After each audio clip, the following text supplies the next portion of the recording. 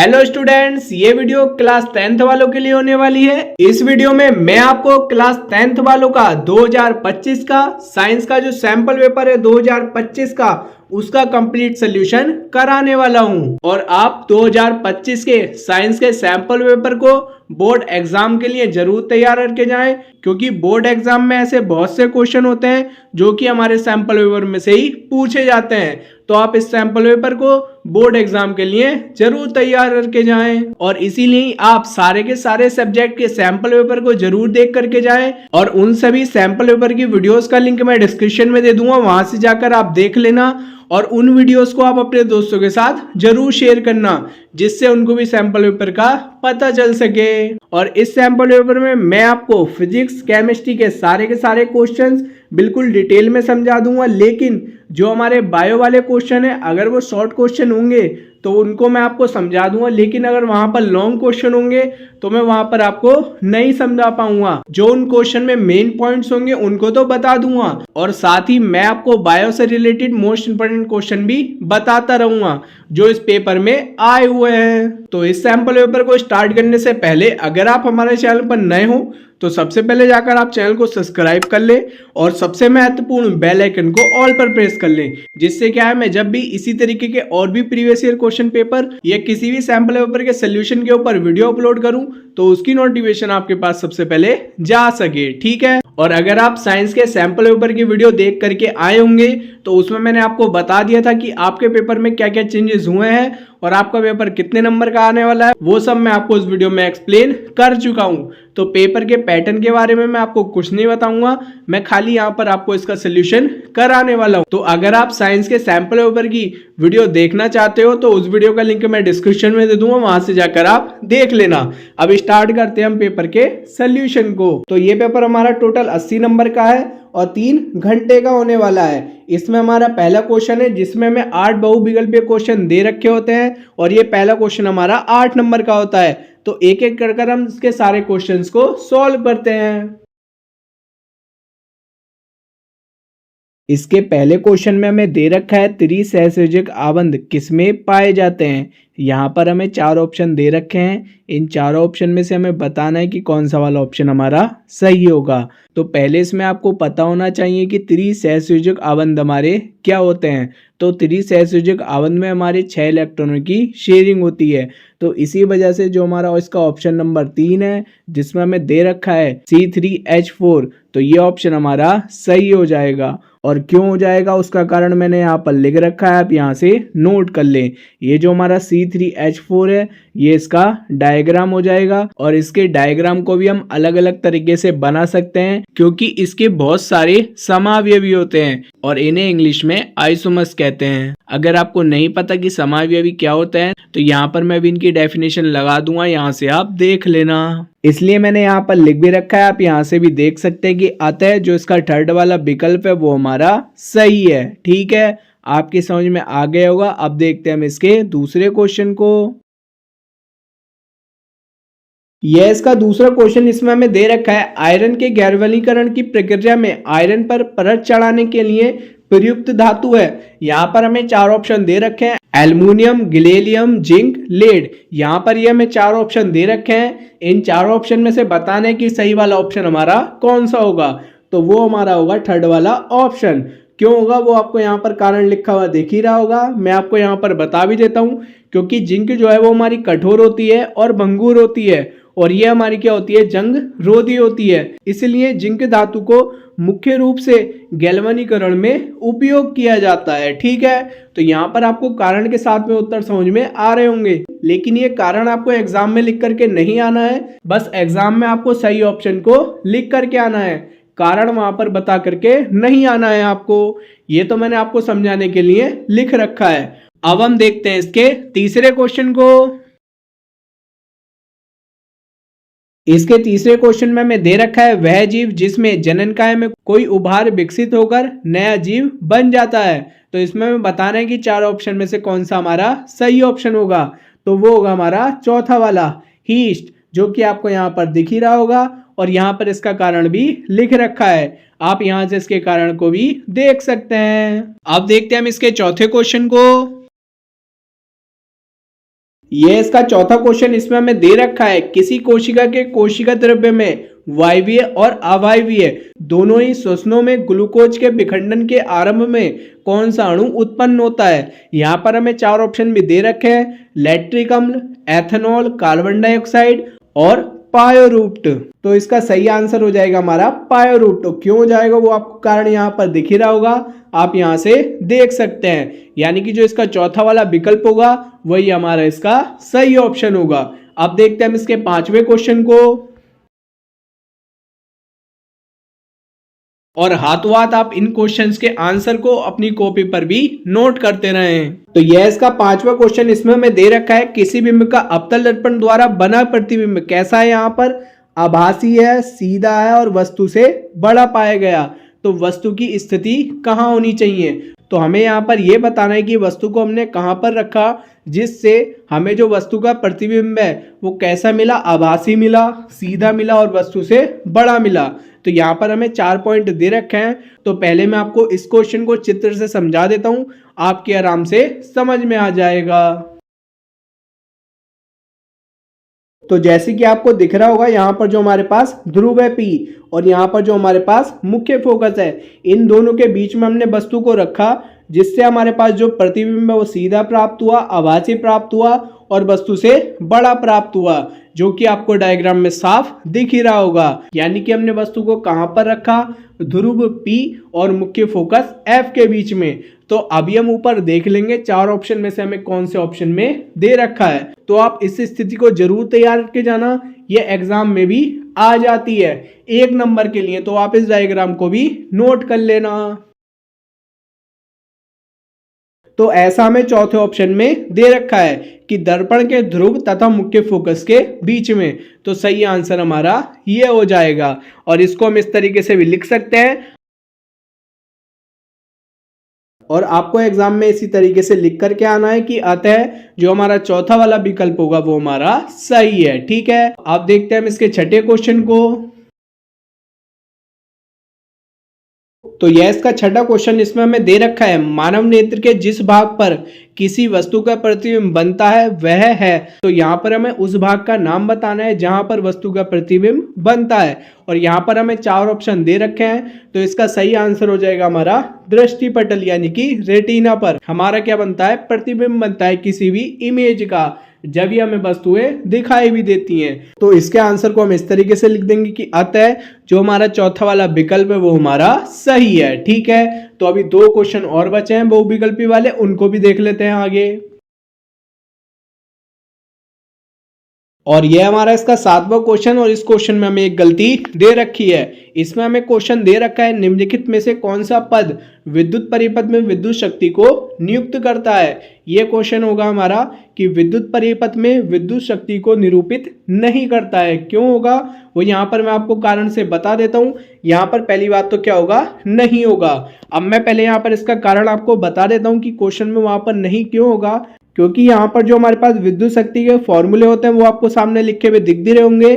P बराबर होता है W/T, तो इसका हमारा फॉर्मूला बन जाता है V/I, जो कि हमें थर्ड वाले ऑप्शन में दे रखा है। ऐसे ही हमें दे रखा है V²/R, जो कि हमें फोर्थ ऑप्शन में दे रखा है। ऐसे अगला फॉर्मूला है इसका I²/R, जो कि हमें फर्स्ट ऑप्शन में दे रखा है। अब एक ही क्वेश्चन के हमारे पास 3 सही ऑप्शन नहीं हो सकते हैं। तो यहाँ पर क्या होगा, हमारा विद्युत शक्ति को निरूपित नहीं करता है। तो इसका आंसर हो जाएगा हमारा IR²। तो यही इसका आंसर होगा कि अतः कि जो हमारा सेकंड वाला विकल्प है वो हमारा सही है। इस क्वेश्चन में थोड़ी मिस्टेक है, वहां पर हमारा नहीं भी लिखा हुआ होगा। अब इसका सही वाला क्वेश्चन आपके सामने आ चुका होगा, आप वहां से भी देख सकते हैं।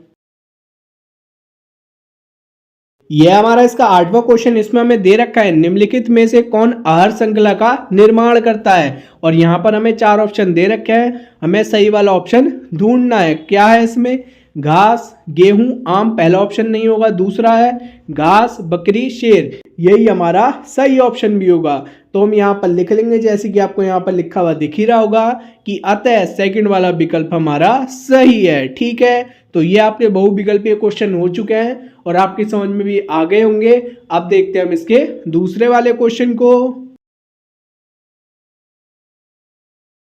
और ये क्वेश्चन हमारे निश्चित उत्तरीय वाले होने वाले हैं, जो कि हमारे 1 नंबर के होंगे। तो ये हमें इसका दूसरा क्वेश्चन दे रखा है, H+ आयन की सांद्रता का विलयन की प्रकृति पर क्या प्रभाव पड़ता है। और ये क्वेश्चन हमारा 1 नंबर का है। तो इसका हमें यहाँ पर कारण बताना है, जो हमारे पास H+ आयन होगा उसकी सांद्रता का विलयन की प्रकृति पर क्या प्रभाव पड़ेगा। तो यहाँ पर आपको लिखा हुआ दिख ही रहा होगा, जब अम्ल को जल में मिलाया जाता है तो वे जल में हाइड्रोजन आयन बनाते हैं, इसलिए जल में हाइड्रोजन आयन की सांद्रता बढ़ जाती है। क्योंकि विलयन में हाइड्रोजन आयन होंगे, इसलिए यह निश्चित रूप से अम्लीय प्रकृति का होगा। अब मैं यहाँ पर आपको समझा देता हूँ कि इसमें हमें क्या दे रखा है। जैसे हम यहाँ पर कोई भी अम्ल ले लें, उसको हम जल में मिला देते हैं। जैसे हम जल में मिलाएंगे तो वो हमारे H+ आयन को बनाएगा, यानी कि हाइड्रोजन आयन को बनाएगा। और उस जल में हाइड्रोजन आयन की सांद्रता क्या हो जाएगी, बढ़ जाएगी, क्योंकि H+ आयन हमारे बन ही रहे हैं। अगर उस जल में हमारे H+ आयन बनते रहेंगे तो वो जल कैसा हो जाएगा, हमारा अम्लीय प्रकृति का। तो जो हमें क्वेश्चन दे रखा था कि H+ आयन की सांद्रता का विलयन की प्रकृति पर क्या प्रभाव पड़ेगा, तो विलयन हमारे क्या हो जाएगा, अम्लीय प्रकृति का हो जाएगा। ठीक है, सिंपल सा इसका आंसर था। आप इसको भी लिख करके आ सकते हैं। अब देखते हैं हम इसके तीसरे क्वेश्चन को। तो यह इसका तीसरा क्वेश्चन, इसमें हमें दे रखा है, कौन सी धातु आसानी से संचारित नहीं होती है। तो उस धातु का हमें यहाँ पर नाम बताना है।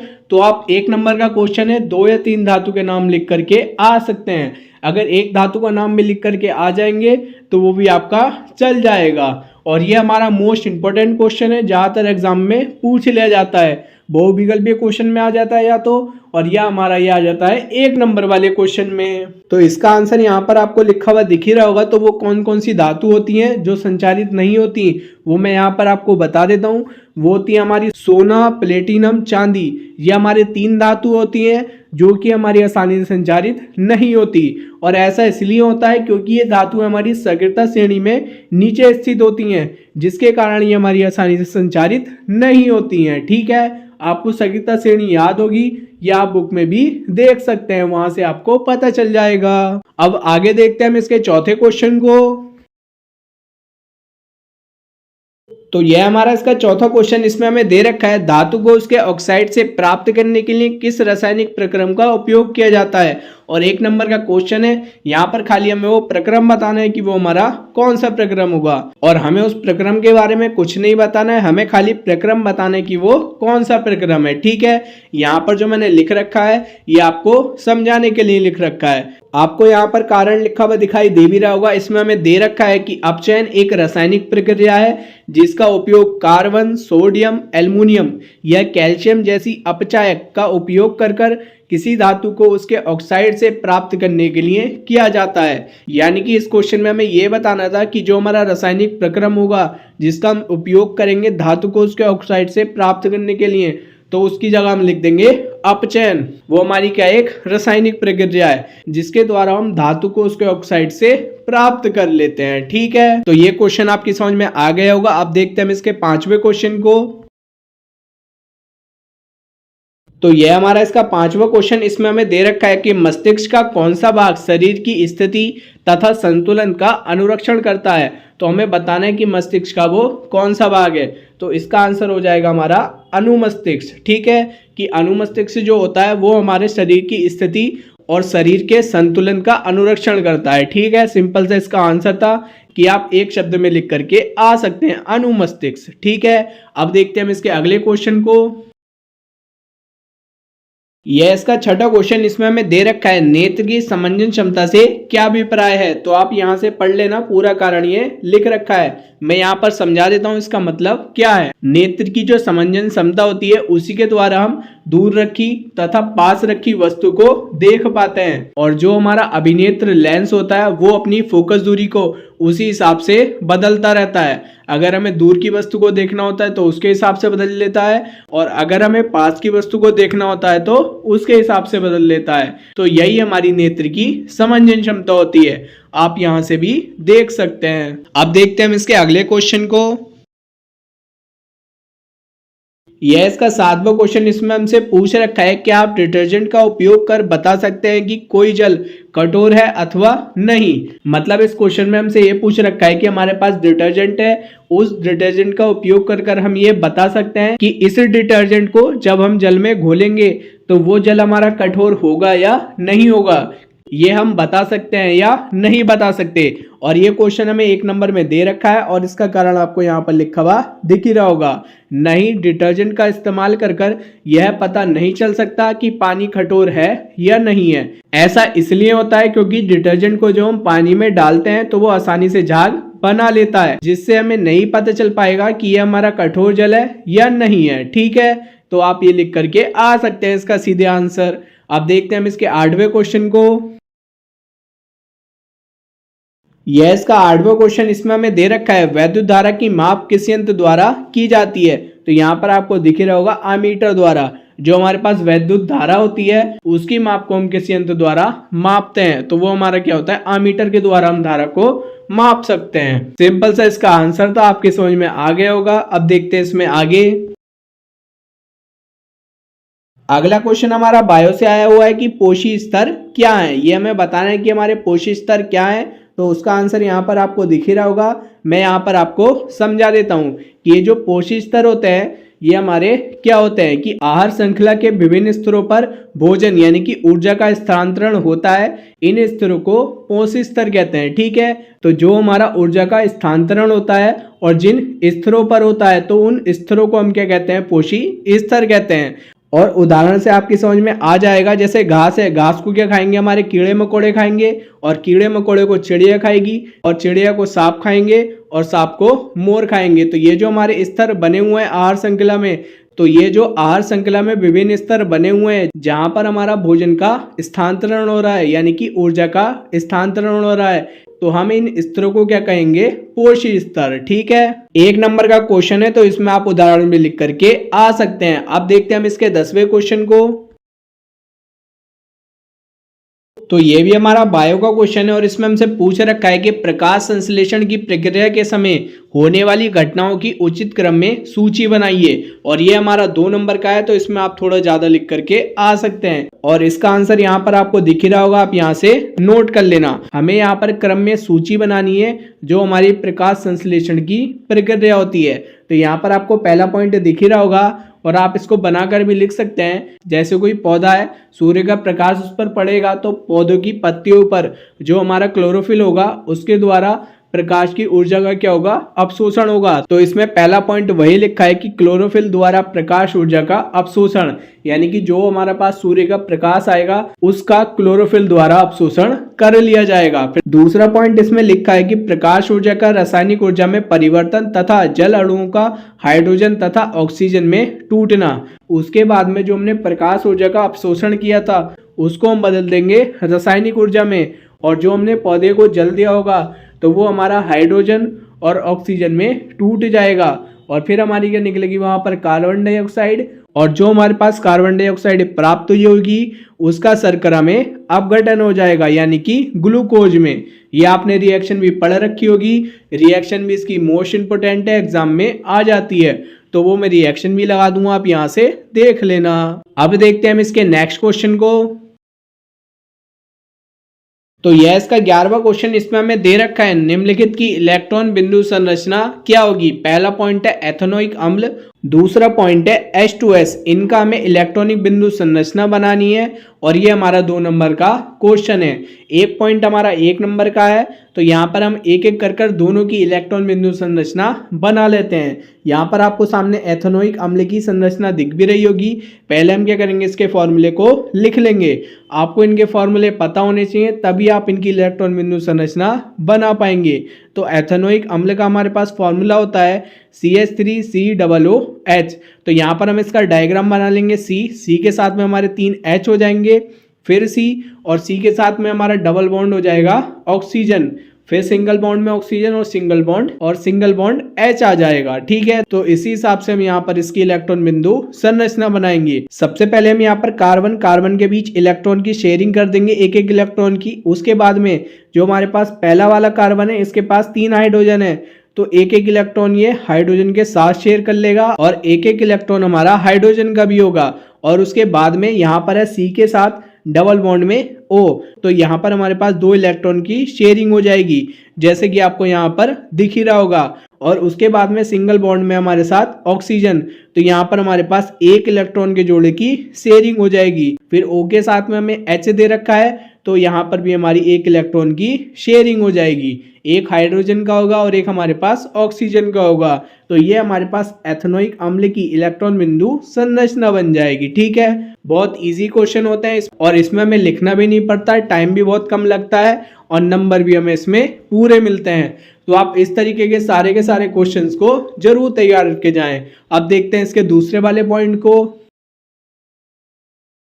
और ये जो इसका दूसरा पॉइंट है H2S, ये हो जाएगा हमारा हाइड्रोजन सल्फाइड। तो यहाँ पर सल्फाइड हमारा बीच में आ जाएगा, एक साइड हाइड्रोजन आ जाएगा और एक साइड हमारा हाइड्रोजन आ जाएगा। अब हम यहाँ पर क्या करेंगे, हाइड्रोजन और इस साइड में भी हाइड्रोजन, इनकी एक एक इलेक्ट्रॉन से शेयरिंग हो जाएगी सल्फर के साथ में, जैसे कि आपको यहाँ पर दिख ही रहा होगा। सल्फर के पास थे हमारे पास 6 इलेक्ट्रॉन, तो 1 इलेक्ट्रॉन की शेयरिंग हमारी हाइड्रोजन के साथ में हो जाएगी इस तरफ, और 1 इलेक्ट्रॉन की शेयरिंग हमारी इस साइड में हो जाएगी हाइड्रोजन के साथ में। तो जिससे जो हमारे पास सल्फर है उसकी कक्षक में हमारे 8 इलेक्ट्रॉन हो जाएंगे और जो हमारे पास हाइड्रोजन है उनकी कक्षक में भी हमारे 2-2 इलेक्ट्रॉन हो जाएंगे। तो ये हमारा हाइड्रोजन सल्फाइड यानी कि H2S का इलेक्ट्रॉन बिंदु संरचना हो जाएगी।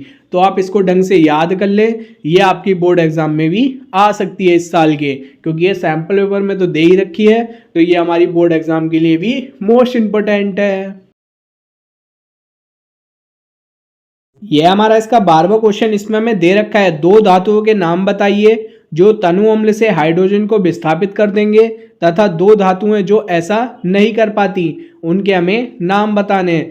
2 ही क्वेश्चन इसमें पूछ रखे हैं और ये क्वेश्चन हमारा 2 नंबर का है। तो पहले हम यहाँ पर देख लेते हैं कि ऐसी धातु जो हमारी तनु अम्ल में से हाइड्रोजन को विस्थापित कर देती हैं, तो वो आपको यहाँ पर लिखा हुआ दिख भी रहा होगा कि जो धातुएं तनु अम्ल से हाइड्रोजन को विस्थापित कर सकती हैं उनके नाम आपको यहाँ पर दिख ही रहे होंगे, मैग्नीशियम, एल्युमिनियम, जिंक और आयरन। ये ऐसी धातु हैं जो हमारी तनु अम्ल से हाइड्रोजन को विस्थापित कर देती हैं। और दूसरा में इसमें यह बताना है कि ऐसी कौन सी धातुएं होंगी जो विस्थापित नहीं कर पाएंगी, तो वो भी आपको यहाँ पर लिखा हुआ दिख ही रहा होगा। वहीं जो धातुएं तनु अम्ल से हाइड्रोजन को विस्थापित नहीं कर सकती उनके नाम भी आपको यहाँ पर दिख रहे होंगे, कॉपर, चांदी, पारा। ये हमारी 3 धातुएं जो कि तनु अम्ल से हाइड्रोजन को विस्थापित नहीं कर पाएंगी। और ये भी आपको ध्यान होगा कि ये जो धातुएं हैं जो विस्थापित नहीं कर पा रही, ये हमारी सगीरता श्रेणी में नीचे होती हैं, और जो हमारी दूसरी वाली धातु थी मैग्नीशियम, एल्युमिनियम, जिंक, आयरन, ये सारी धातुएं सगीरता श्रेणी में हमारी ऊपर की ओर होती हैं।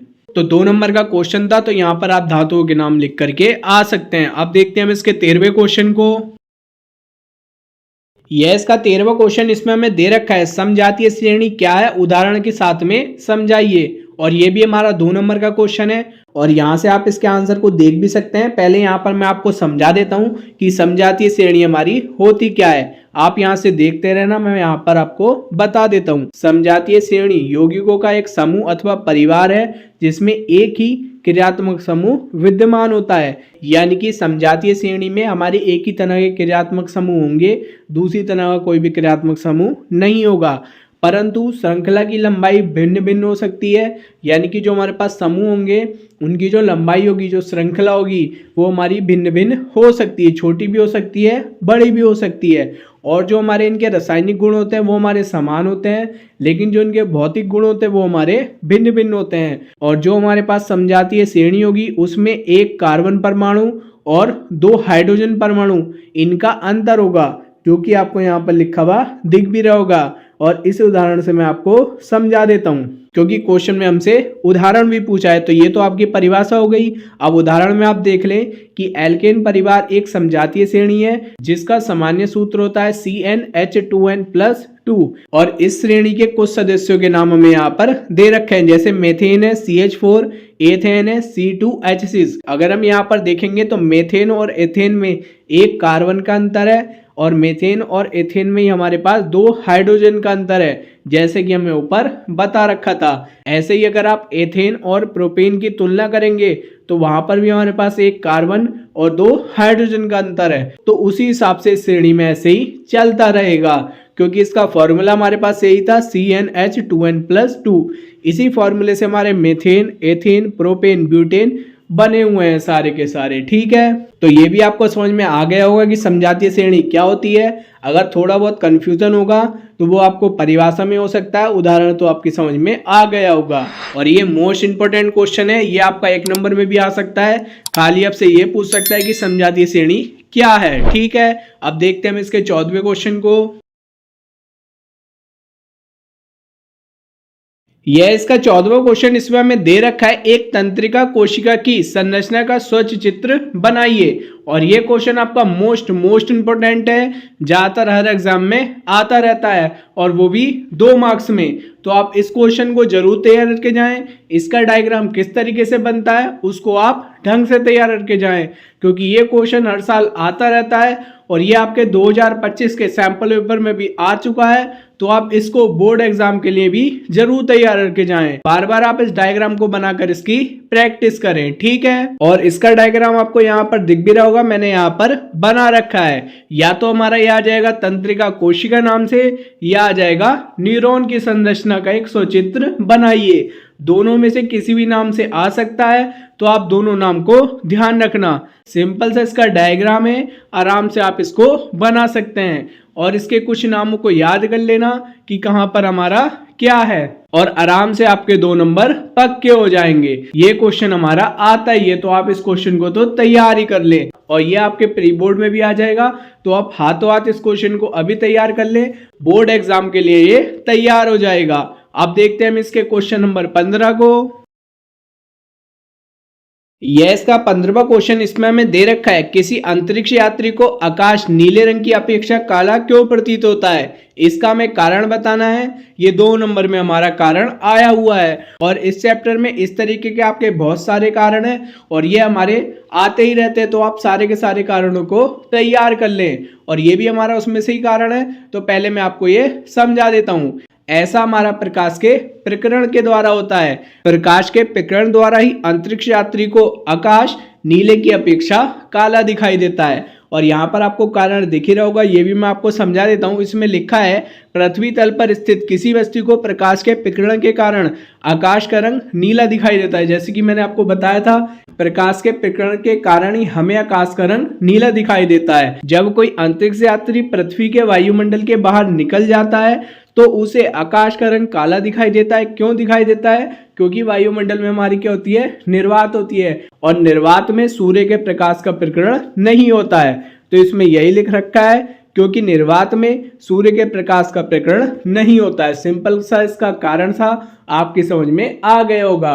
और जो इसके और भी कारण है उनको आप तैयार कर लेना, और जल्दी ही साइंस के मोस्ट इंपोर्टेंट क्वेश्चन के ऊपर भी वीडियो आने वाली है, तो उसको भी आप देख लेना। उसमें आपको सारे के सारे इंपोर्टेंट क्वेश्चन मिल जाएंगे। अब देखते हैं हम इसके 16वें क्वेश्चन को।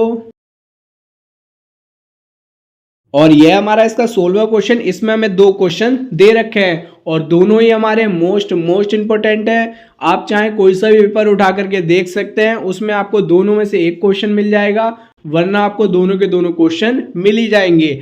जो इसका सेकंड वाला क्वेश्चन है ये तो आपको ज्यादातर मिल ही जाएगा। ठीक है, तो इसके पहले क्वेश्चन में हमें दे रखा है वायु में जलाने से पहले मैग्नीशियम रिबन को साफ क्यों किया जाता है, इसका भी हमें कारण बताना है। दूसरा में दे रखा है किसी पदार्थ X के विलयन का उपयोग सफेदी करने के लिए होता है, हमें उस पदार्थ X का नाम बताना है और उसका सूत्र क्या होगा वो भी लिखना है, और उस पदार्थ X की हमें जल के साथ अभिक्रिया लिखनी है। बहुत आसान क्वेश्चन है, मैं यहाँ पर आपको पहले समझा देता हूँ, उसके बाद में जो इसके कारण लिख रखे हैं वो भी मैं आपको बता दूंगा। इसके पहले पॉइंट में हमें दे रखा है कि वायु में जलाने से पहले मैग्नीशियम रिबन को साफ क्यों किया जाता है। हम मैग्नीशियम रिबन को इसलिए साफ करते हैं क्योंकि जो हमारे पास मैग्नीशियम धातु है वो बहुत अभिक्रियाशील होती है, तो वो वायु में उपस्थित ऑक्सीजन से अभिक्रिया कर कर मैग्नीशियम ऑक्साइड बना लेती है, और जो हमारे पास मैग्नीशियम रिबन होता है उसके ऊपर एक मैग्नीशियम ऑक्साइड की परत चढ़ जाती है, जिसको हम वायु में जलाने से पहले साफ कर देते हैं। तो इसीलिए मैग्नीशियम रिबन को वायु में जलाने से पहले साफ किया जाता है। सिंपल सा इसका कारण था। तो इसके दूसरे पॉइंट में हमसे पूछ रखा है किसी पदार्थ X के विलयन का उपयोग सफेदी के लिए होता है। तो हमें यहाँ पर पहले तो ये बताना है कि ऐसा कौन सा पदार्थ होगा जिसका उपयोग हम सफेदी करने के लिए करते हैं। तो वो आपको पता होगा, वो क्या होता है, हमारा चूना होता है, यानी कैल्शियम ऑक्साइड होती है। तो उस पदार्थ X का नाम क्या हो जाएगा हमारे पास, कैल्शियम ऑक्साइड, और उसका हम सूत्र भी लिख देंगे CaO, और फिर हम उसकी जल के साथ अभिक्रिया भी लिख देंगे। आसान क्वेश्चन है। अब मैं आपको यहाँ पर कारण भी दिखा देता हूं इनके।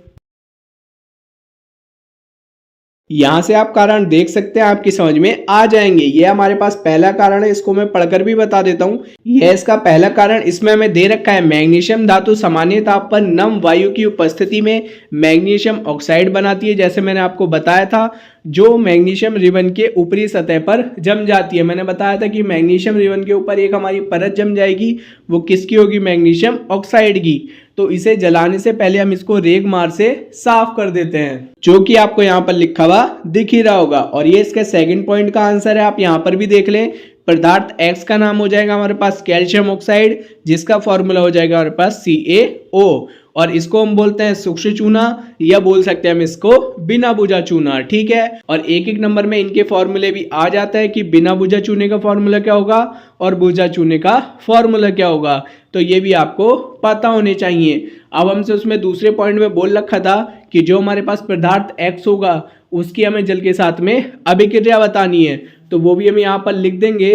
पदार्थ X था हमारा कैल्शियम ऑक्साइड, तो हम यहाँ पर लिख देंगे कैल्शियम ऑक्साइड की जल के साथ अभिक्रिया निम्नलिखित है। यहाँ पर आ जाएगा हमारे पास कैल्शियम ऑक्साइड CaO, इसकी हम अभिक्रिया करा देंगे जल से, यानी कि H2O से। तो यहाँ पर हमारे पास बन जाएगा CaOH का होल ट्वाइस, जिसको हम बोलते हैं बुझा हुआ चूना। तो यहाँ पर आपके पास बिना बुझा चूने का ही फॉर्मूला आ चुका है और बुझे हुए चूने का ही फॉर्मूला आ चुका है। तो दोनों फॉर्मूलों को आप नोट कर लेना, एक एक नंबर में इसके क्वेश्चंस आते रहते हैं। तो दोनों पॉइंट आपको क्लियर हो गए होंगे। अगर कोई भी डाउट हो तो आप कमेंट कर कर पूछ लेना। अब देखते हैं हम इसके 17वें क्वेश्चन को। 17वें क्वेश्चन से पहले हमें यहाँ पर 16वें क्वेश्चन के अथवा में भी हमें एक क्वेश्चन दे रखा है। अगर आपसे ऊपर वाला क्वेश्चन नहीं आता तो आप इसको करके भी आ सकते हैं। इसमें हमें दे रखा है समीकरण संतुलित कीजिए। यहाँ पर हमें 3 समीकरण दे रखी हैं, इनको हमें संतुलित करना है। तो अगर आपसे समीकरण संतुलित करना आता है तो आप इस क्वेश्चन को करके आ सकते हैं, क्योंकि इस क्वेश्चन को करने से आपका टाइम भी बचेगा और आपको नंबर भी पूरे मिलेंगे। ठीक है। तो जिन क्वेश्चन में हमें चॉइस दे रखी है उनमें से आप पहले ही देख लें कि किन क्वेश्चन को करने में हमें टाइम कम लगने वाला है। उन क्वेश्चंस को आप कर सकते हैं, वहां पर आपका टाइम भी बचेगा और आपको नंबर भी पूरे मिलेंगे। अब जिन स्टूडेंट्स को समीकरण संतुलित करना नहीं आता उनको मैं आगे सिखा दूंगा, आपके आराम से समझ में आ जाएगा। तो आगे हम देखते हैं समीकरण को कैसे संतुलित करते हैं। ये थी हमारे पास इसकी पहली समीकरण। यहाँ पर हमें दे रखा था BaCl2 प्लस इसकी अभिक्रिया हम करा रहे थे H2SO4 से। तो यहाँ पर हमारा बनेगा BaSO4 प्लस HCl बनेगा। तो यहाँ पर पहले हम देख लेते हैं कि ये जो हमारे पास समीकरण है संतुलित है या नहीं है। अगर हम यहाँ पर देखेंगे Ba के हमारे पास कितने, एक ही है, तो यहाँ पर भी हमारे पास एक ही है। उसके बाद यहाँ पर देखेंगे Cl के कितने हमारे पास, 2 हैं। अगर हम यहाँ पर देखेंगे Cl का हमारे पास अभी 1 है। अभी आप ये सोचे कि यहाँ पर 2 नहीं है, तो अभिकारक में हमारे पास Cl के 2 परमाणु हैं और उत्पाद में हमारे पास 1 परमाणु है। तो हम यहाँ पर क्या करेंगे, 2 से मल्टीप्लाई कर देंगे, जिससे हमारे पास Cl भी 2 हो जाएंगे और हाइड्रोजन भी 2 हो जाएंगे। और यहाँ पर भी हमारे हाइड्रोजन 2 ही है। और यहाँ पर हमारे पास ऐसे देखेंगे S भी 1 ही है, O देखेंगे 4 है, तो यहाँ पर भी हमारे 4 है। तो यहाँ पर 2 लगने से ये हमारी समीकरण संतुलित हो जाएगी। तो पहली वाली इक्वेशन आपको समझ में आ गई होगी। अब देखते हैं हम इसकी दूसरी वाली समीकरण को। इसमें हमें दे रखा है हमारे पास एल्युमिनियम है, इसकी अभिक्रिया हम करा रहे हैं CuCl2 से, और अभिक्रिया के बाद में हमें मिलता है AlCl3, और यहाँ पर हमारा कॉपर बाहर निकल जाता है। तो पहले हम देखते हैं कि अभिकारक में एल्युमिनियम के कितने परमाणु हैं। तो यहाँ पर हमारे परमाणु हैं 1, और अगर हम उत्पाद में देखेंगे तो वहां पर भी 1 है, तो यानी कि एल्युमिनियम हमारे संतुलित है। तो इसके बाद देखेंगे हम Cu को, तो Cu के भी हमारे पास एक ही परमाणु है और यहाँ पर देखेंगे Cu के हमारे पास एक परमाणु है। अब जब हम Cl को देखेंगे तो Cl के यहाँ पर 2 परमाणु है और यहाँ पर हमारे पास 3 परमाणु है, तो यहाँ पर हमें Cl को संतुलित करना पड़ेगा।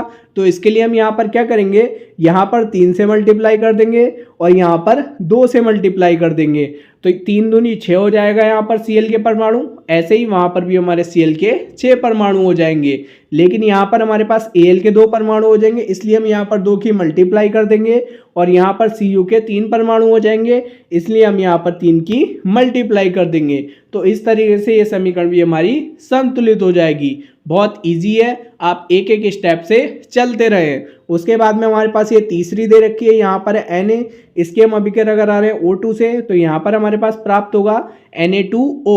तो पहले हम इस रिएक्शन में ऑक्सीजन के परमाणुओं को देखते हैं। यहाँ पर है 2 और यहाँ पर है 1, तो हम क्या करेंगे, यहाँ पर 2 की मल्टीप्लाई कर देंगे। 2 की मल्टीप्लाई कर देंगे तो हमारे पास ऑक्सीजन के 2 परमाणु हो जाएंगे, लेकिन यहाँ पर हमारे पास सोडियम के 4 परमाणु हो जाएंगे, तो हम यहाँ पर इसकी 4 से गुणा कर देंगे, तो यहाँ पर आ जाएगा हमारे पास 4Na। तो यहाँ पर हमारे पास सोडियम के परमाणु की संख्या भी संतुलित हो जाएगी। तो ये भी समीकरण हमारी पूरी की पूरी संतुलित हो चुकी है। संतुलित करना बहुत आसान होता है, आराम से आपकी समझ में आ गया होगा। अगर कोई न्यू स्टूडेंट भी वीडियो को देख रहे हैं, उनको नहीं पता कि समीकरण को संतुलित किस तरीके से करते हैं, तो उनकी समझ में भी ये आ चुका होगा। अब देखते हैं हम इसके क्वेश्चन नंबर 17 को। यह हमारा इसका 17वां क्वेश्चन। इसमें हमें 2 क्वेश्चंस दे रखे हैं। पहले क्वेश्चंस में हमसे पूछ रखा है कि सोडियम को मिट्टी के तेल में डुबोकर क्यों रखा जाता है, ये हमें बताना है। और दूसरे क्वेश्चन में हमसे ये पूछ रखा है भर्जन तथा निस्थापन में उदाहरण सहित अंतर लिखिए। हमें इन दोनों अभिक्रियाओं में अंतर लिखने हैं, तो बहुत आसान क्वेश्चन होने वाले हैं और 3 नंबर में हमारा क्वेश्चन आया हुआ है। तो दोनों के आंसर आपको यहाँ पर लिखे हुए दिख रहे होंगे। ये हमारे पास पहले पॉइंट का आंसर है। यहाँ पर पहले मैं आपको समझा देता हूँ। पहले क्वेश्चन में हमसे पूछ रखा है कि सोडियम को मिट्टी के तेल में डुबोकर क्यों रखा जाता है, क्योंकि सोडियम हमारी बहुत क्रियाशील धातु है। अगर हम उसको खुले में छोड़ देंगे तो वो वायु में उपस्थित ऑक्सीजन से अभिक्रिया कर ज्वलनशील हो जाएगा, यानी कि वहां पर आग लग जाएगी। इसलिए हम उसको मिट्टी के तेल में यानी कि केरोसिन में डुबा कर रखते हैं। तो कारण में भी यही लिखा है, यहाँ पर भी मैं आपको पढ़कर बता देता हूँ। सोडियम को मिट्टी के तेल ब्रैकेट में दे रखा है केरोसिन में डुबोकर रखा जाता है, क्योंकि यह बहुत अभिक्रियाशील धातु है और हवा तथा पानी के साथ विस्फोटक रूप में प्रतिक्रिया करती है। अगर इसे खुला छोड़ दिया जाए तो यह आग पकड़ लेती है। इसलिए आकस्मिक आग और दुर्घटना को रोकने के लिए सोडियम को मिट्टी के तेल में डुबोकर रखा जाता है। जैसे कि मैंने आपको बता दिया था, वही यहाँ पर लिखा भी है। और ये कारण वाले क्वेश्चन 1 नंबर में आ जाते हैं और ये दोनों के दोनों क्वेश्चन हमारे मोस्ट इंपोर्टेंट है, तो आप इन दोनों क्वेश्चंस को जरूर तैयार करके जाएं। अब देखते हैं हम इसके दूसरे वाले क्वेश्चन को, भर्जन और निस्थापन अभिक्रिया को। यह हमारी भर्जन की परिभाषा और यह हमारी निस्थापन की परिभाषा।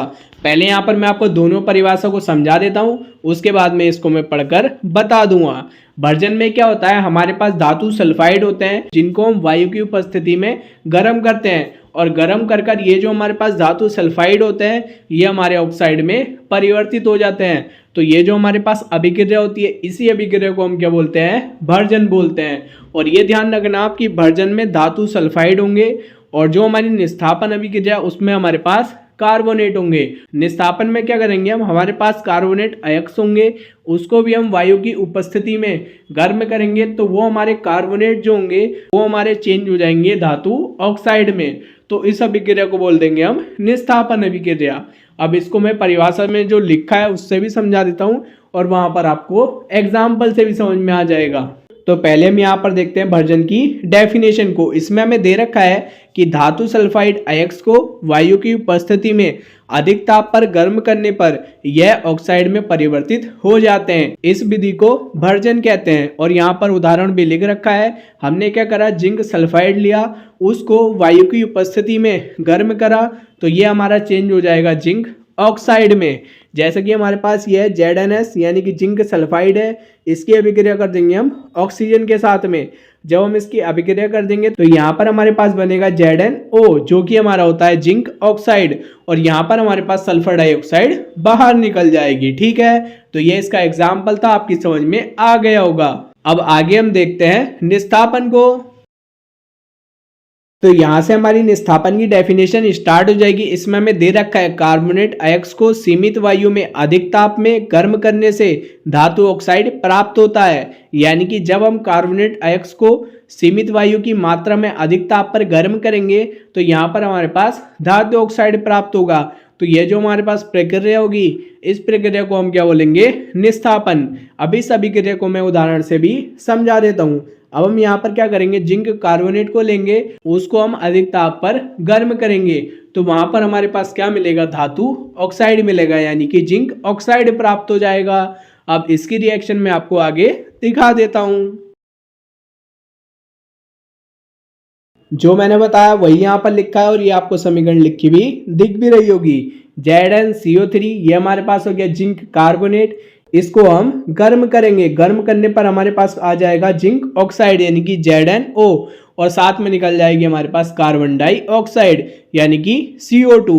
अगर हमें इससे धातु प्राप्त करनी हो तो इस धातु ऑक्साइड को कार्बन के साथ में अपचयित कर देंगे, जिससे हमारे पास Zn धातु प्राप्त हो जाएगी। आप ये भी लिख करके आ सकते हैं, वरना आपको यहाँ तक लिख करके आना है, क्योंकि हमसे वहां पर खाली भर्जन और निस्तापन की परिभाषा पूछी थी, उनमें अंतर पूछा था जो कि हम यहाँ पर बता चुके हैं। अगर आप ये भी लिख आएंगे तो कोई गलत नहीं होगा, ये मैंने खाली आपको नॉलेज के लिए बता दिया है। तो 2025 के एग्जाम के लिए दोनों ही क्वेश्चन हमारे मोस्ट इंपोर्टेंट हैं, तो इन क्वेश्चन को आप अभी तैयार कर लें और ये क्वेश्चन आपके प्री बोर्ड में भी आएंगे। अब आगे देखते हैं हम इसके क्वेश्चन नंबर 18 को। ये हमारा इसका 18वां क्वेश्चन, इसमें हमें दे रखा है पुष्प की अनुदैर्ध्य काट का स्वच्छ चित्र बनाइए, इसमें निम्नलिखित भागों को अंकित कीजिए। और ये क्वेश्चन हमारा 3 नंबर का है और एक एक पॉइंट हमारा एक एक नंबर का है। तो पहले हमें यहाँ पर पुष्प की अनुदैर्ध्य काट का चित्र बनाना है और ये क्वेश्चन हमारा 3 साल से रिपीट नहीं हुआ है। ये क्वेश्चन हमारा 2018 से 2022 से 23 तक आया हुआ था। अभी जब मैं इंपॉर्टेंट क्वेश्चन वाली वीडियो डालूंगा तो वहां पर मैं आपको बता दूंगा। तो ये क्वेश्चन वहां पर आया हुआ था और जब से रिपीट नहीं हुआ है। इस साल इस क्वेश्चन के पूरे चांसेस हैं। आप बायो में इस क्वेश्चन को जरूर तैयार करके जाना और बाद में आकर आप बताना भी कि ये क्वेश्चन आपके 2025 के एग्जाम में आया या नहीं आया। इसके पूरे चांसेस हैं कि ये आएगा, तो आप इस डायग्राम की बार बार प्रैक्टिस कर लें। इसके पूरे चांसेस हैं कि हमारा आ सकता है। न्यूरॉन हो गया, ये भी आएगा, और पुष्प की अनुदैर्ध्य काट वाला हो गया, ये भी आएगा। दोनों को आप हाथों हाथ तैयार कर लें। अब आगे मैं आपको इसका डायग्राम भी दिखा देता हूं, जो कि आपको यहाँ पर दिख ही रहा होगा। और जो हमें 3 पॉइंट दर्शाने के लिए बोल रखे थे वो 3 पॉइंट आपको इसमें मिल जाएंगे।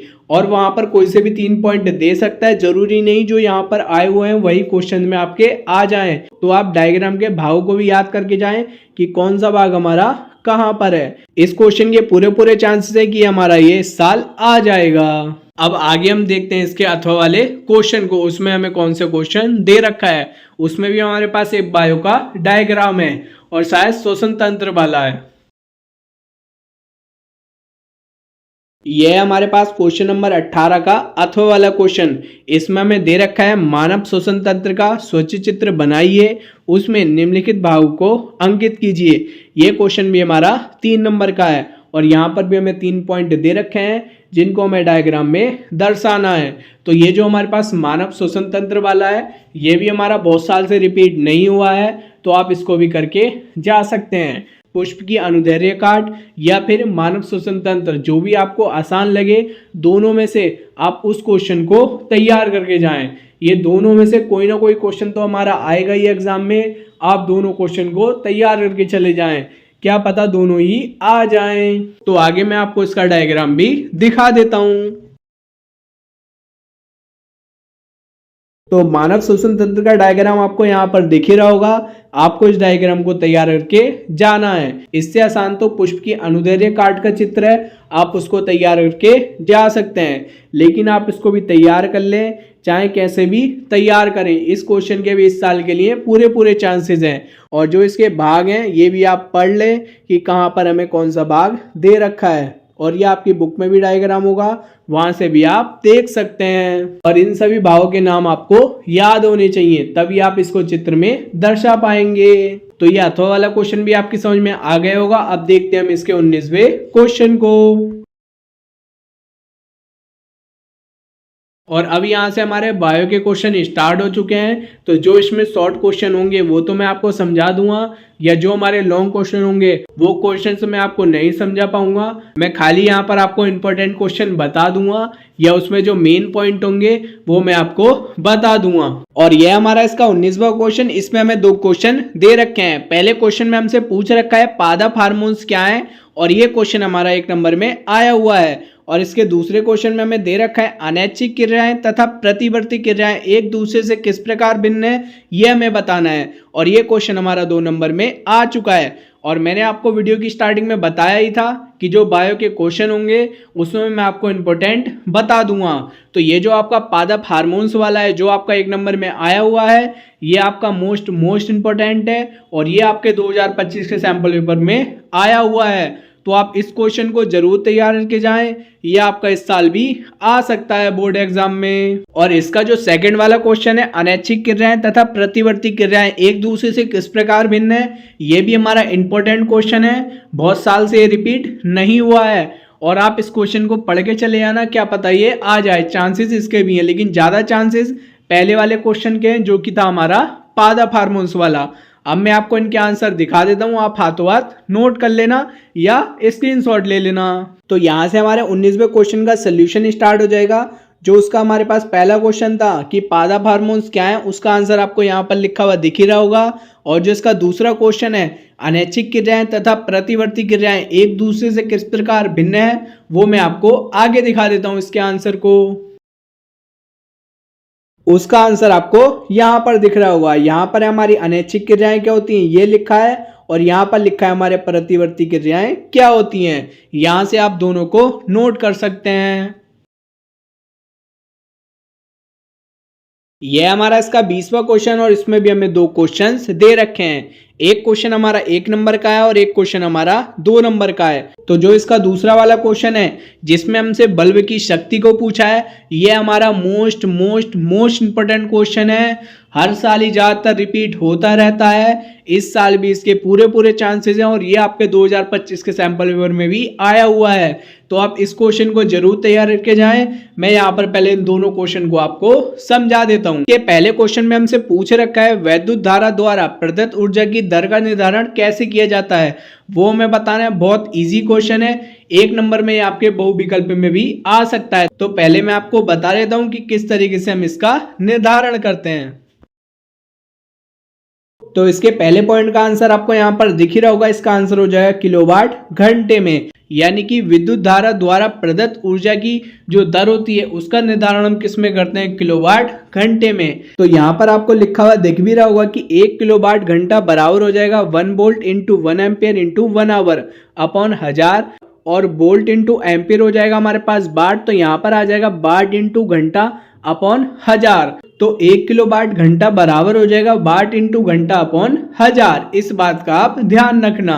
अब इसके दूसरे क्वेश्चन में हमें एक न्यूमेरिकल दे रखा है कि कोई विद्युत बल्ब 220 वोल्ट के जनित्र से संयोजित है। यदि बल्ब से 0.05 एम्पियर विद्युत धारा प्रवाहित होती है, तो यहाँ पर हमें बल्ब की शक्ति बतानी है। यहाँ पर हमें V की वैल्यू दे रखी है और I की वैल्यू दे रखी है, और यहाँ पर हमें विद्युत शक्ति निकालनी है, यानी कि P की वैल्यू को हमें निकालना है। बहुत आसान क्वेश्चन है। तो अगर आपको इसका फॉर्मूला पता होगा तो एग्जाम में आपके 2 नंबर पक्के हो जाएंगे। तो जिन स्टूडेंट को फॉर्मूला पता है वो तो करके आ जाएंगे, लेकिन जिन स्टूडेंट को नहीं पता तो मैं उनको भी आगे बता देता हूँ कि इस क्वेश्चन को हम कैसे करेंगे। तो यहाँ से हमारा इस क्वेश्चन का सोल्यूशन स्टार्ट हो जाएगा। हमें यहाँ पर B की वैल्यू दे रखी है 220 वोल्ट, और हमें यहाँ पर I की वैल्यू भी दे रखी है 0.50 एम्पियर और हमें यहाँ पर P की वैल्यू को निकालना है। तो यहाँ पर आपको फॉर्मूला दिख ही रहा होगा, P बराबर I इंटू V, ये हमारा फॉर्मूला होता है शक्ति को निकालने का। और आपको ध्यान भी होगा कि हमें इस क्वेश्चन में I और B दोनों की वैल्यू को दे रखा है, हमें सिर्फ यहाँ पर गुणा करनी है। गुणा कर हम यहाँ पर लिख देंगे जो भी हमारा आंसर आएगा। तो दोनों वैल्यूज को उठाकर अब हम फॉर्मूले में रख देते हैं। पहले यहाँ पर I की वैल्यू आ जाएगी हमारे पास 0.50 एम्पियर और यहाँ पर V की वैल्यू आ जाएगी 220 वोल्ट। अब हम इनकी आपस में मल्टीप्लाई कर देंगे तो हमारे पास P की वैल्यू आ जाएगी यहाँ पर 110 और एम्पियर इंटू वोल्ट हो जाएगा हमारा वाट। यानी कि जो हमें शक्ति निकालनी थी P की वैल्यू वो हमारी कितनी हो जाएगी 110 वाट। तो हम यहाँ पर लिख भी देंगे कि आता है बल्ब की शक्ति P बराबर कितनी हो जाएगी 110 वाट। और यही हमसे उस क्वेश्चन में पूछा था। बहुत इजी क्वेश्चन था, लेकिन आपको फॉर्मूला पता होना चाहिए था। अगर जिन स्टूडेंट को फॉर्मूला पता होगा उनके 2 नंबर पक्के हो जाएंगे, लेकिन अब जिन स्टूडेंट को नहीं पता था वो यहाँ से इस क्वेश्चन को नोट कर ले, फॉर्मूले को याद कर ले, आपके भी 2 नंबर पक्के हो जाएंगे। तो उम्मीद करता हूँ कि ये क्वेश्चन आपको समझ में आ गया होगा। अगर कोई भी डाउट हो तो आप कमेंट कर पूछ लेना। और वीडियो बनाने में बहुत मेहनत लग रही है। अगर आप हमारे चैनल पर नए हो तो सबसे पहले अगर आप चैनल को सब्सक्राइब कर लें और इस वीडियो को अपने एक दोस्त के साथ जरूर शेयर करें और हमें कमेंट कर जरूर बताएं कि ये वीडियोस आपके लिए हेल्पफुल थी या नहीं थी। अब आगे देखते हैं हम क्वेश्चन नंबर 21 को। तो यह हमारा इसका 21वां क्वेश्चन। इसमें हमें दे रखा है दिए गए परिपथ आरेख में गणना कीजिए। यहाँ पर हमें 2 पॉइंट दे रखे हैं। पहला वाला पॉइंट हमारा 2 नंबर का है और दूसरा वाला पॉइंट हमारा 1 नंबर का है।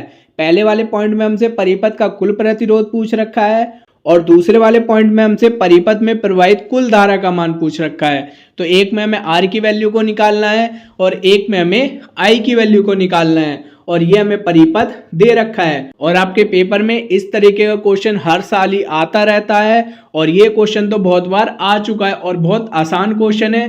भले ही थोड़ा लंबा क्वेश्चन है लेकिन बहुत आसान क्वेश्चन है। मैं यहाँ पर आपको समझाऊंगा और आपकी समझ में भी आ जाएगा, लेकिन आप ध्यान से समझते हुए चलना, तभी आपकी समझ में आएगा। और ये 3 नंबर भी आपके पक्के हो जाएंगे। अगर आपको कोई भी न्यूमेरिकल मिलता है तो आप उसको जरूर करके आएँ, क्योंकि उसमें आपका टाइम भी बचेगा और उसमें आपको पूरे नंबर भी मिल जाएंगे। लेकिन अगर आप कोई थ्योरी वाला क्वेश्चन करके आएंगे, अगर आप उसको पूरा भी लिख करके आएंगे तो आपको उसमें 3 नंबर पूरे नहीं मिलने वाले। इसलिए आप न्यूमेरिकल को ही करके आए, उसमें आपको कम लिखना भी पड़ेगा और टाइम भी कम लगेगा। अब इस क्वेश्चन को हम कैसे करेंगे पहले यहाँ पर मैं आपको समझा देता हूँ। सबसे पहले हम इस क्वेश्चन में क्या करेंगे, जो हमें यहाँ पर 4 प्रतिरोध दे रखे हैं इनके हम नाम रख लेंगे। जैसे इसका नाम रख देंगे हम R1, इसका नाम R2, इसका नाम R3, इसका नाम R4। तो ये हमारे पास 4 प्रतिरोध हो जाएंगे। उसके बाद में हम क्या करेंगे, जो ऊपर वाले हमारे पास दोनों प्रतिरोध हैं R1 और R2, उसको हम श्रेणी क्रम में जोड़कर एक प्रतिरोध बना लेंगे जिसे बोल देंगे हम R'। और इसी तरीके से जो हमें नीचे 2 प्रतिरोध दे रखे हैं R3 और R4, इनको भी हम श्रेणी क्रम में जोड़कर एक नया प्रतिरोध बना लेंगे जो कि हमारा होगा R'। तो हमारे पास एक प्रतिरोध ऊपर हो जाएगा और एक प्रतिरोध नीचे हो जाएगा। तो अब जो हमारे पास 2 प्रतिरोध हैं R' और R', इनको हम समांतर क्रम में जोड़कर इनका एक तुल्य प्रतिरोध निकाल लेंगे R, जो कि हमारा इसका आंसर हो जाएगा। सिंपल सा क्वेश्चन था, आपकी समझ में आ जाएगा। अभी मैं आपको आगे करके भी दिखा देता हूं। और इस क्वेश्चन को मैं डायग्राम बनाकर समझाऊंगा जिससे आपकी समझ में और जल्दी आ जाएगा। तो यहाँ से हमारे इसके पहले पॉइंट का सोल्यूशन स्टार्ट हो जाएगा और ये हमें डायग्राम क्वेश्चन में दे रखा था। हमने यहाँ पर R1, R2, R3, R4 को लिख दिया है। अब जैसे मैंने बताया था वैसे हम यहाँ पर लिखेंगे, जैसे कि आपको यहाँ पर लिखा हुआ दिख ही रहा होगा कि R1 व R2 को श्रेणी क्रम में जोड़ने पर तो जो इनका तुल्य प्रतिरोध आ जाएगा वो कितना आ जाएगा R', जो कि हो जाएगा हमारा R1 प्लस R2, क्योंकि हम इनको श्रेणी क्रम में जोड़ रहे हैं। R1 की वैल्यू है हमारे पास 20 और R2 की वैल्यू है हमारे पास 10। तो इनको जोड़ देंगे तो यहाँ पर हमारे पास इनका तुल्य प्रतिरोध R' कितना आ जाएगा 30 ओम। तो ये हमारे पास R1 और R2 का तुल्य प्रतिरोध आ चुका है R', जो कि आया है 30 ओम। अब इसी तरीके से हम R3 और R4 से भी एक तुल्य प्रतिरोध को निकाल लेते हैं, जो कि आपको यहाँ पर लिखा हुआ दिख ही रहा होगा। इसी प्रकार R3 व R4 को श्रेणी क्रम में जोड़ने पर, लेकिन तब इनका तुल्य प्रतिरोध हो जाएगा R डबल डैश। तो हम यहाँ पर जोड़ देंगे R3 प्लस R4 को। R3 हो जाएगा हमारे पास 5 और R4 हो जाएगा हमारे पास 25। दोनों को जोड़ देंगे तो यहाँ पर हमारे पास आ जाएगा 30 ओम। यानी कि जब हमने R3 और R4 को जोड़ा तो इनका जो तुल्य प्रतिरोध था वो आ गया हमारा R डबल डैश, और उसकी वैल्यू कितनी आई हमारे पास 30 ओम। अब आगे हम क्या करने वाले हैं वो मैं यहाँ पर समझा देता हूँ। अब ये जो हमारे पास R डैश आया है और ये जो हमारे पास R डबल डैश आया है, इन दोनों को हम समांतर क्रम में जोड़कर एक तुल्य प्रतिरोध निकाल लेंगे यार, जो कि मैं आपको आगे दिखाने वाला हूँ। अभी इतनी कैलकुलेशन को आप अभी नोट कर लें और इस डायग्राम को भी आप बना लेना। और इसका जो दूसरा डायग्राम है वो मैं भी आपको आगे दिखा देता हूँ, क्योंकि डायग्राम से एक क्वेश्चन आपकी आसानी से समझ में आ जाएगा। जैसे कि अभी हमने ऊपर इसकी कैलकुलेशन कर यहाँ से हमने इसका तुल्य प्रतिरोध निकाल लिया था, जो कि आया था हमारे पास R डैश, जो कि था हमारा 30 ओम। और ऐसे ही जो हमारे पास दो प्रतिरोध थे R3 और R4, उनका भी हमने तुल्य प्रतिरोध निकाल लिया था R डबल डैश, जो कि आया था हमारे पास 30 ओम। अब हम इन दोनों ही प्रतिरोधों का तुल्य प्रतिरोध निकालेंगे, जो कि होगा हमारा R।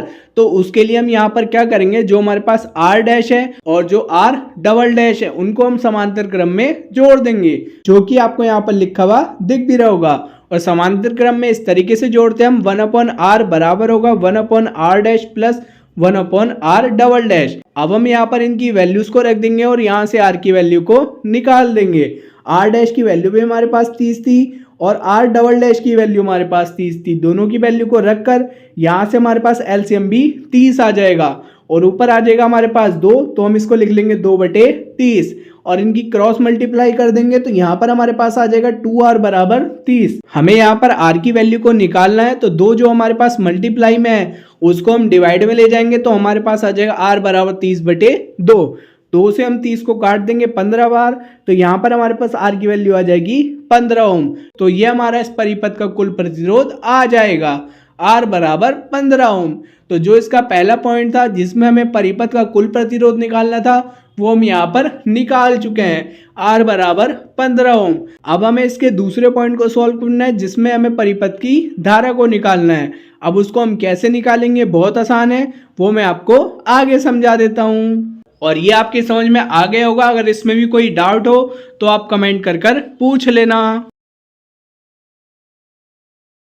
अब यहाँ से हमारा इसका दूसरा वाला पॉइंट स्टार्ट हो जाएगा जिसमें हमें धारा की वैल्यू को निकालना है। और आप यहाँ पर देख सकते हैं कि जो हमें क्वेश्चन में डायग्राम दे रखा था वो कितना बड़ा था, हम उसको सॉल्व करते हुए आए हैं और यहाँ पर जो हमारे पास डायग्राम बचा है वो देख सकते हैं कि आप वो कितना छोटा है। सिंपल सा डायग्राम बचा है। यहाँ पर हमारे पास A की प्रतिरोध अब बचा है और हमें यहाँ पर V की वैल्यू दे रखी है और R की वैल्यू हम निकालते हुए आए थे। यहाँ पर हम सिंपल फॉर्मूला लगा देंगे, परिपथ में प्रवाहित कुल वैद्युत धारा, वो हो जाएगा हमारा फॉर्मूला I बराबर V/R। V की वैल्यू आ जाएगी यहाँ पर 24 और R की वैल्यू आ जाएगी यहाँ पर 15 से हम 24 पर भाग कर देंगे तो यहाँ पर हमारा आ जाएगा 1.6। तो यहाँ पर जो हमारे पास कुल वैद्युत धारा है वो कितनी आ जाएगी 1.6 एम्पियर। तो इसके दूसरे वाले पॉइंट में हमसे परिपथ में प्रवाहित कुल वैद्युत धारा पूछी थी, वो हम यहाँ पर निकाल चुके हैं, I बराबर 1.6 एम्पियर। ये पॉइंट आपके पहले वाले पॉइंट से भी आसान था, लेकिन तभी आसान लगेगा जब आपको ये फॉर्मूले पता होंगे। तो ये छोटे छोटे फॉर्मूले आपको पता होने चाहिए, एक एक नंबर के क्वेश्चन इसमें आ जाते हैं। अब जिन स्टूडेंट को ये फॉर्मूला नहीं पता था वो उस फॉर्मूले को नोट कर लें, आगे ये फॉर्मूला आपके काम में आएगा। अब देखते हैं हम आगे इसके 22वें क्वेश्चन को। ये हमारा इसका 22वां क्वेश्चन और इसमें हमें दे रखा है एक विद्यार्थी जो कि अंतिम पंक्ति में बैठा है को श्यामपट्ट पढ़ने में कठिनाई होती है।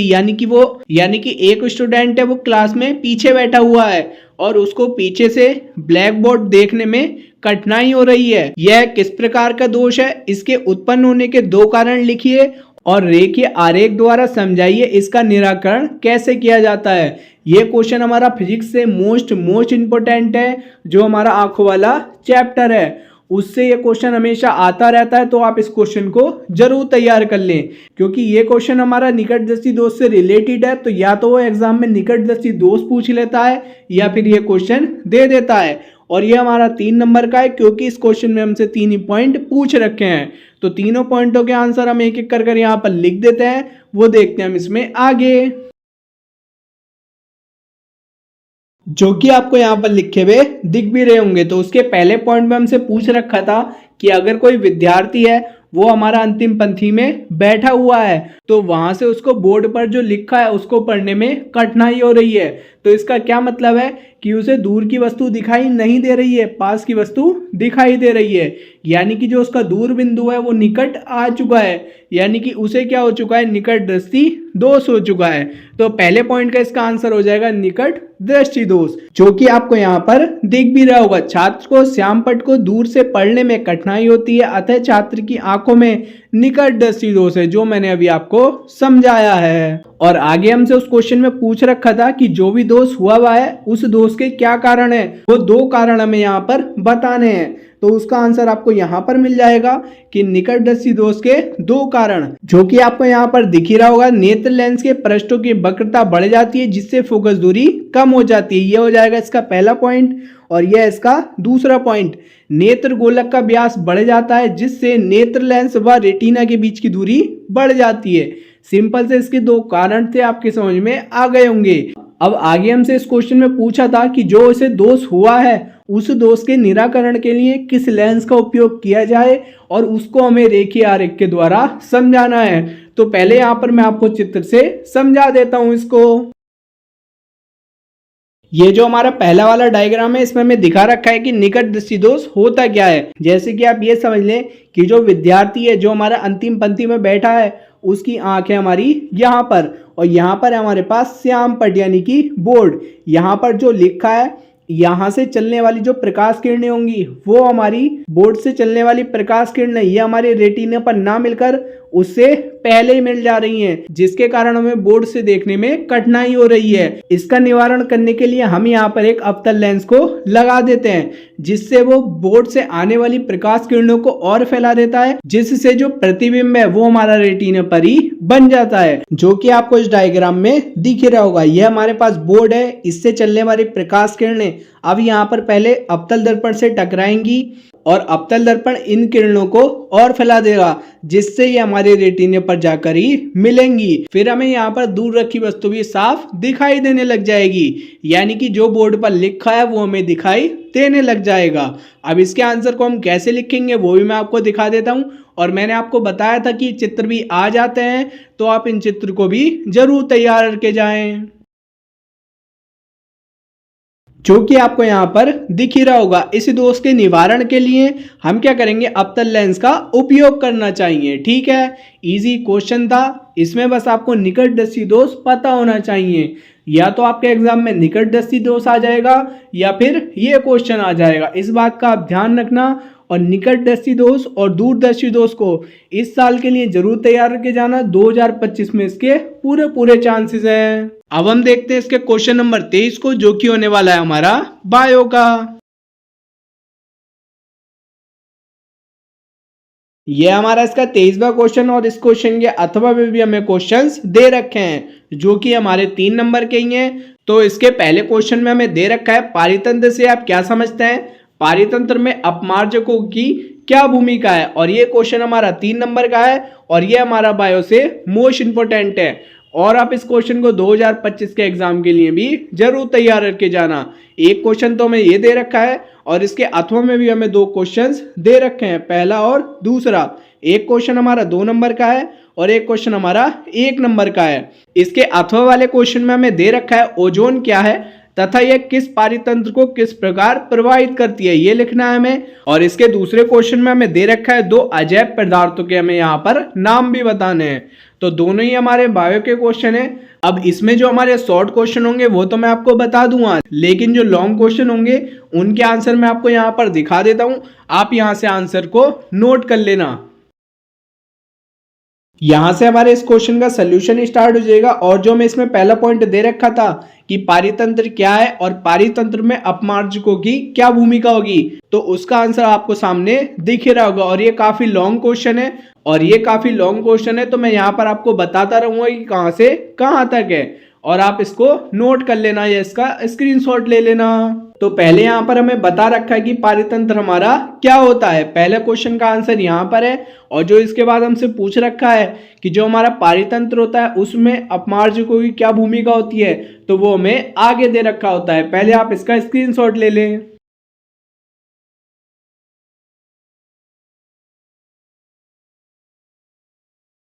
अब देखते हैं हम इसमें आगे।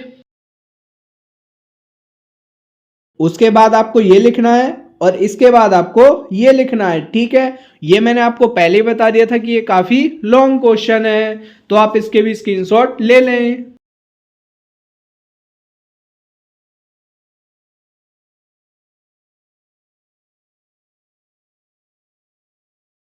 और इसमें आप ये ध्यान रखना कि ये जो हमारे पास पारितंत्र होता है इसके जो घटक होते हैं वो हमारे दो होते हैं। एक होते हैं हमारे अजैविक घटक और एक होते हैं हमारे जैविक घटक। इस तरह के भी क्वेश्चन आपके एग्जाम में 1 नंबर में आ सकता है।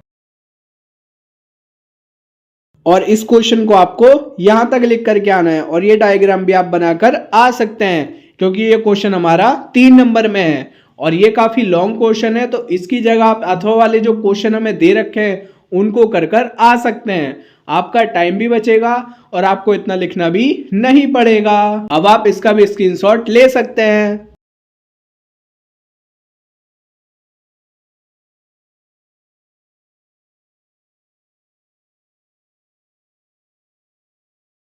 अब ये क्वेश्चन हमारा हो चुका है। अब देखते हैं हम इसके अथवा वाले क्वेश्चन को। यह इसके दोनों अथवा वाले क्वेश्चन। हम इसके पहले क्वेश्चन के आंसर को देखते हैं कि ओजोन क्या है और ये किस प्रकार पारितंत्र को किस प्रकार प्रभावित करती है। मैं यहां पर आपको ऐसे ही समझा दूंगा, आप इसके आंसर को लिख लेना। आंसर मैं आपको दिखा देता हूं। इसका आंसर हमारा यहां से स्टार्ट हो जाएगा और ये जो हमारे पास पहला पॉइंट है उसका आंसर यहां पर दे रखा है। ओजोन क्या होती है? ये परत होती है जिसका हमारे पास जो अणुसूत्र होता है यानी कि फॉर्मूला होता है वो होता है हमारे पास O3। ये जो हमारे पास ओजोन परत होती है ये हमारी वायुमंडल में फैली हुई होती है और ये क्या कार्य करती है? ये पृथ्वी पर आने वाली परावैंगनिक किरणों को रोकती है, ठीक है। क्योंकि अगर परावैंगनिक किरणें पृथ्वी पर आ जाएंगी तो पृथ्वी पर अनेक प्रकार के त्वचा रोग, कैंसर, मोतियाबिंद आदि रोग हो सकते हैं। तो यही ओजोन परत का कार्य भी होता है, ठीक है। आप यहां से पढ़कर पूरे आंसर को लिख सकते हैं। अब देखते हैं हम इसके दूसरे पॉइंट को, जिसमें हमसे पूछ रखा है 2 अजैव पदार्थों के नाम बताइए। इसके आंसर को देखते हैं हम आगे,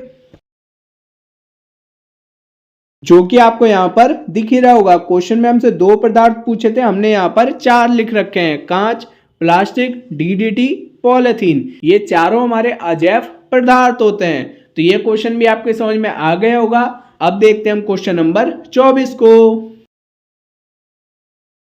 यह हमारा इसका 24वां क्वेश्चन। इसमें हमसे 2 क्वेश्चन पूछ रखे हैं। पहले क्वेश्चन में हमसे पूछ रखा है रेडॉक्स अभिक्रिया का क्या अर्थ है, उदाहरण सहित समझाइए। और यह है इसका दूसरा क्वेश्चन, जिसमें हमसे पूछ रखा है उदासीनीकरण अभिक्रिया क्या है, 2 उदाहरण दीजिए। दोनों ही क्वेश्चन हमारे 2025 के एग्जाम के लिए मोस्ट इंपोर्टेंट है। और जो ये उदासीनीकरण अभिक्रिया वाला है ये प्रीवियस ईयर पेपर में 3 साल आ चुका है, उसके बाद ये रिपीट नहीं हुआ है। इसके ऊपर तो मैंने एक अलग से ही वीडियो बना रखी है, उस वीडियो को आप चैनल पर जाकर देख सकते हैं। इस क्वेश्चन के तो इस साल के लिए पूरे चांसेस हैं ये हमारा आएगा ही आएगा। लेकिन आप दोनों ही क्वेश्चंस को 2025 के एग्जाम के लिए जरूर तैयार करके जाएं। और ये क्वेश्चन हमारे सैंपल पेपर में भी आए हुए हैं। तो एक एक कर हम दोनों पॉइंटों के आंसर को देख लेते हैं। पहले हमसे पूछ रखा है रेडॉक्स अभिक्रिया क्या होती है। पहले हम इसके आंसर को देखते हैं, जो कि आपको यहाँ पर दिख ही रहा होगा। और रेडॉक्स अभिक्रिया क्या होती है वो भी आपको यहाँ पर लिखी हुई दिख रही होगी। यहाँ पर मैं आपको समझा देता हूँ कि रेडॉक्स अभिक्रिया क्या होती है।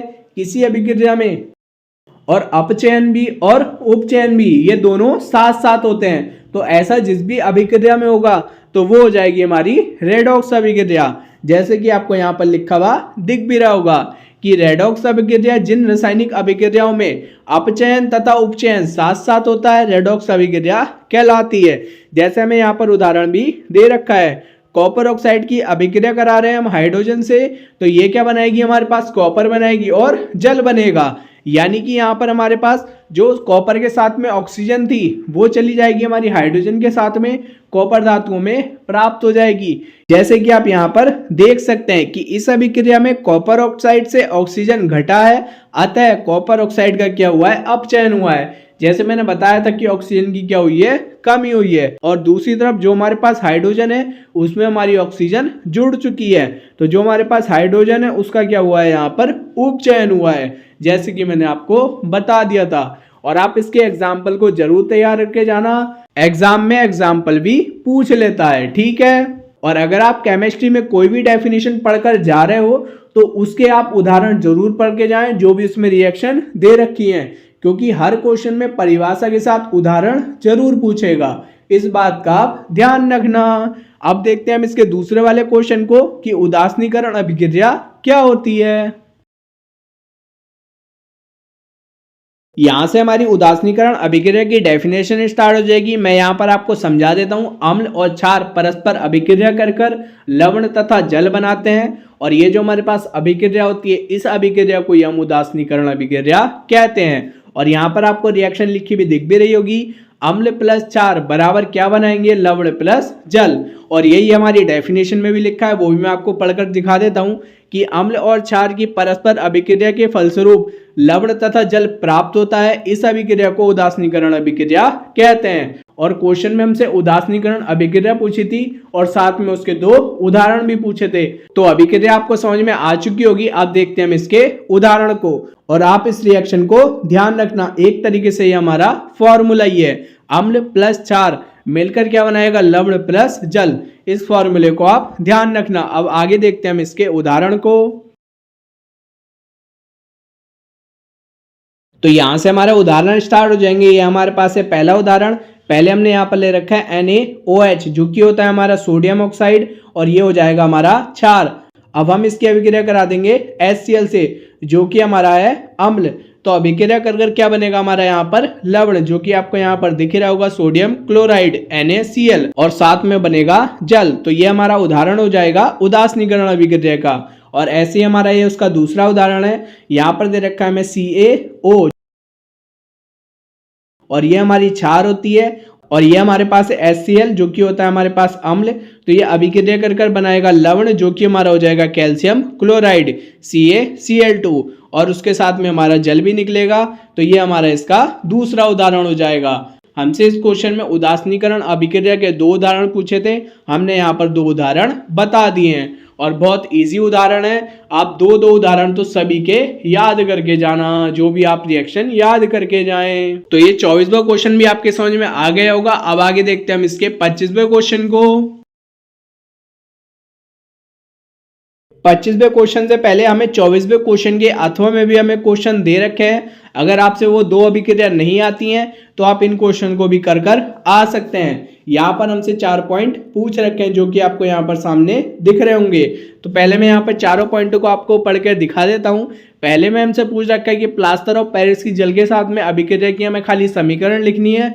मोस्ट इंपोर्टेंट है 2025 के लिए, नोट कर लें। और दूसरा है हमारा अम्ल का जलीय विलयन विद्युत का चालन क्यों करता है, यह हमें बताना है। तीसरा क्वेश्चन है ब्लीचिंग पाउडर का रासायनिक नाम व सूत्र लिखिए। मोस्ट इंपोर्टेंट है इस साल के लिए, इसे भी आप तैयार कर ले, और ये आपके प्री बोर्ड में भी आएगा ही। अगला है हमारे पास बेकिंग सोडे के दो उपयोग लिखिए। ये हमारे पास जितने भी दे रखे हैं, plaster of Paris, bleaching powder, baking soda, 2025 के लिए मोस्ट इंपोर्टेंट है। इनकी जितनी भी रिएक्शन है उनको पढ़ करके जाना, कैसे बनाए जाते हैं, इनके क्या नाम होते हैं, क्या सूत्र होते हैं, सब आप इसमें पढ़ करके जाना। कुछ भी एग्जाम में पूछा जा सकता है। तो एक एक करके चारों पॉइंटों के आंसर्स को देख लेते हैं।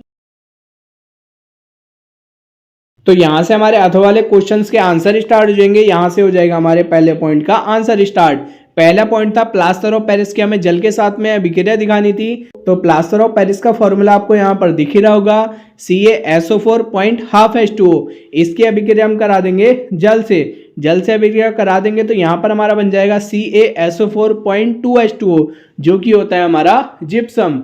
और ये हमसे खाली यहाँ पर समीकरण पूछ रखी थी, तो आपको कुछ एक्स्ट्रा लिख करके नहीं आना है, बस आपको समीकरण लिख करके आ जानी है। और जो इनके नाम है प्लास्टर ऑफ पेरिस, जल, जिप्सम, ये आपको लिख करके आ जाने हैं। ठीक है, समीकरण में आपको पूरी बात लिख करके आ जानी है, इतना काम बस आपको करके आना है। अब इसके दूसरे पॉइंट में हमसे पूछ रखा था कि जो अम्ल का जलीय विलयन होता है उसमें विद्युत का चालन क्यों होता है। विद्युत का चालन हमारा किस कारण से होता है, H+ आयन के कारण से। तो जो हमारे पास अम्ल का जलीय विलयन है तो उसमें क्या होंगे, हमारे H+ आयन होंगे, तो जिनके कारण विद्युत का चालन होता है। तो वही मैंने यहाँ पर लिख भी रखा है, आप यहाँ से देख लें। इसमें हमें दे रखा है अम्ल का जलीय विलयन विद्युत का चालक करता है, क्योंकि अम्ल जल में आयनित होकर आयन देता है, जैसे कि मैंने आपको यहाँ पर बताया था कि H+ आयन के कारण विद्युत का चालन होता है, वही यहाँ पर बता रखा है। अब देखते हैं हम इसके तीसरे और चौथे पॉइंट को।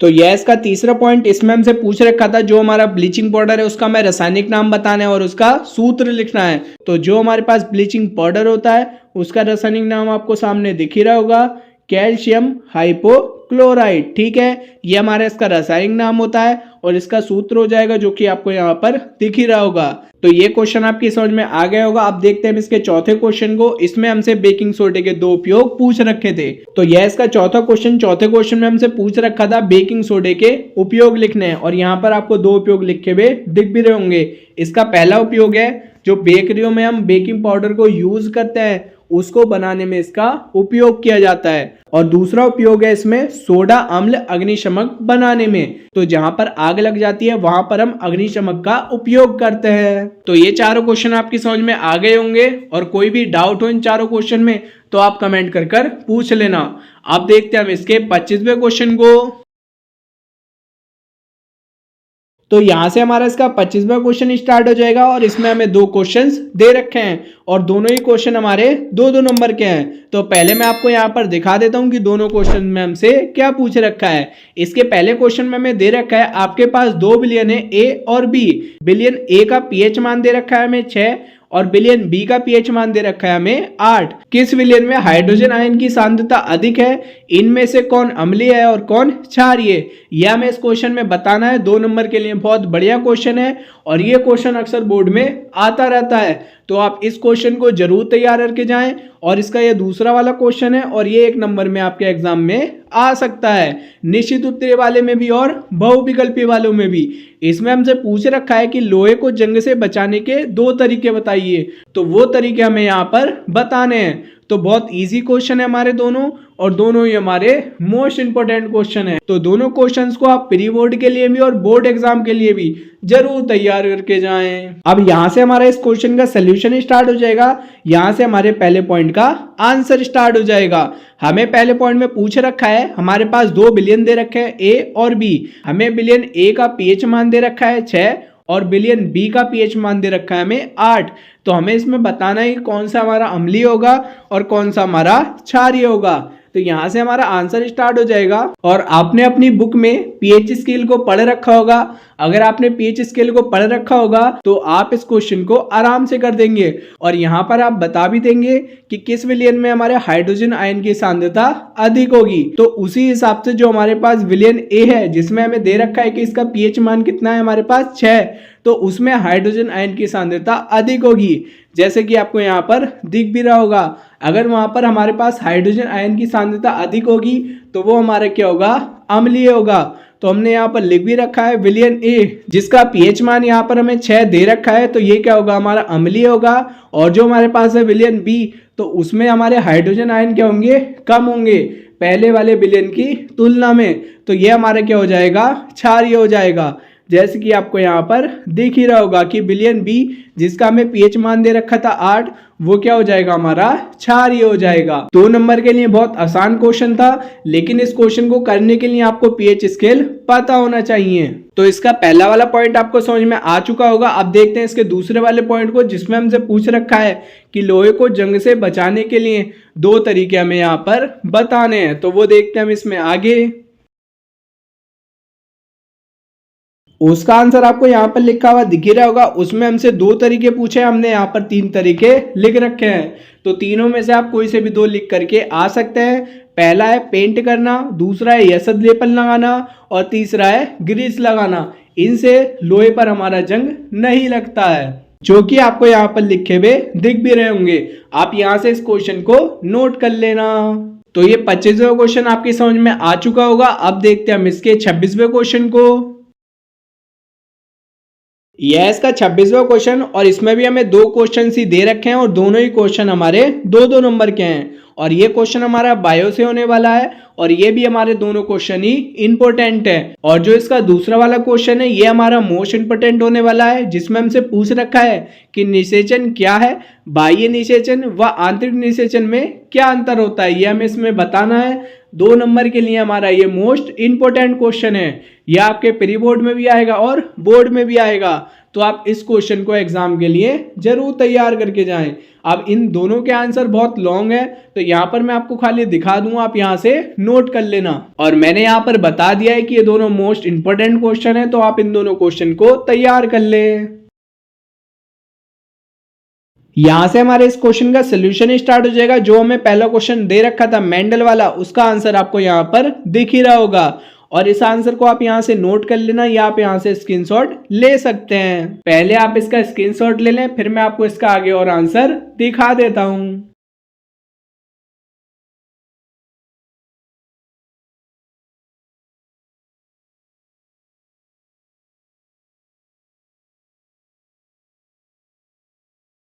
और यहां से हमारे इसके दूसरे वाले क्वेश्चन का आंसर स्टार्ट हो जाएगा। पहले इसमें बता रखा है कि निषेचन किसे कहते हैं, आप यहां से निषेचन को नोट कर सकते हैं। इसमें आपको पूरा का पूरा बता रखा है। इसके बाद में मैं आपको दिखा दूंगा कि आंतरिक निषेचन और बाह्य निषेचन में हमारा क्या अंतर होता है। पहले आप इसके स्क्रीनशॉट ले सकते हैं।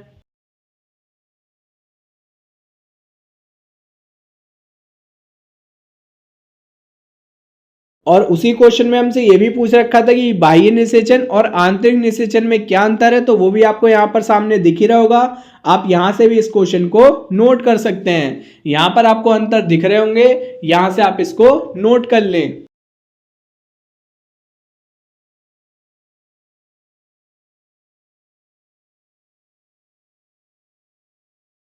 अब ये क्वेश्चन भी आपके समझ में आ गए होंगे। अब देखते हैं हम इसके 27वें क्वेश्चन को।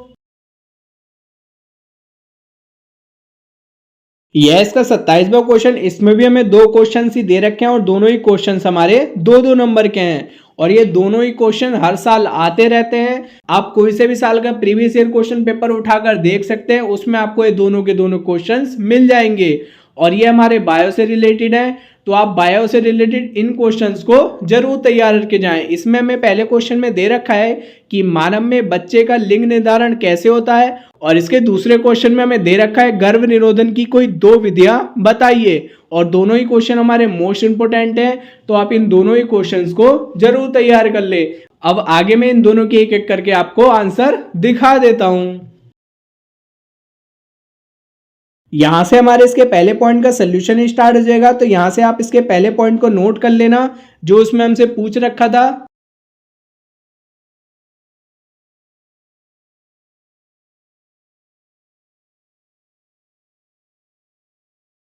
अब आपने इस क्वेश्चन को नोट कर लिया होगा। अब देखते हैं हम इसके दूसरे वाले क्वेश्चन को। तो यहां से हमारा इसके दूसरे पॉइंट का आंसर स्टार्ट हो जाएगा। और इसके दूसरे वाले क्वेश्चन में हमसे 2 विधियां पूछ रखी थी, जो कि आपको सामने लिखी हुई दिख भी रही होंगी। आप इनके अलावा भी विधियां होती हैं, तो उनको भी आप लिख करके आ सकते हैं। ये आपको याद रहेंगी, इसलिए मैंने आसान वाली लिख दी थी। तो यहां से आप इस क्वेश्चन के आंसर को भी नोट कर लें। तो अब आपको 27वां क्वेश्चन भी समझ में आ चुका होगा। अब देखते हैं हम इसके 28वें क्वेश्चन को।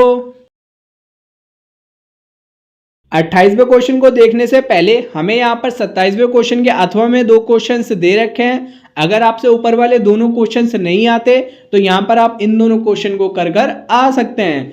पहला में दे रखा है मानव उत्सर्जन तंत्र का हमें एक चित्र बनाना है, दूसरा में यहाँ पर मूत्र की संरचना क्या होती है उसको लिखना है। तो ये भी हमारे दोनों मोस्ट इंपोर्टेंट क्वेश्चन है। जो इसका पहला वाला क्वेश्चन है मानव उत्सर्जन तंत्र का हमें एक चित्र बनाना है, तो ये आपके 2 नंबर में आ सकता है, जहां पर आपका न्यूरॉन वाला क्वेश्चन आया था। तो इसमें आप इसके डायग्राम को ढंग से तैयार करके जाना, और डायग्राम में जो हमें विभिन्न भागों के नाम होंगे आप उनको भी याद करके जाना। उनमें से कोई भी हमें नाम लिखने के लिए बोल सकता है एग्जाम में। तो आगे मैं आपको इन दोनों के आंसर दिखा देता हूं, वहां से आप नोट करते हुए चलना। तो यहां से हमारे इसके पहले पॉइंट का सोल्यूशन स्टार्ट हो जाएगा, और यहां पर आपको डायग्राम भी दिख ही रहा होगा मानव उत्सर्जन तंत्र का। तो इसको आप नोट कर लेना, और ये आपकी बुक में भी होगा, आप वहां से भी देखकर बना सकते हैं। तो जो इसके विभिन्न भाग हैं इनको आप नोट कर लेना कि कहां पर कौन सा भाग है। एग्जाम में भागों के नाम भी दे देता है जिनको हमें डायग्राम में प्रदर्शित करना होता है, तो इनके नामों को भी आप ढंग से तैयार करके जाएं। अब देखते हैं हम इसके दूसरे क्वेश्चन को,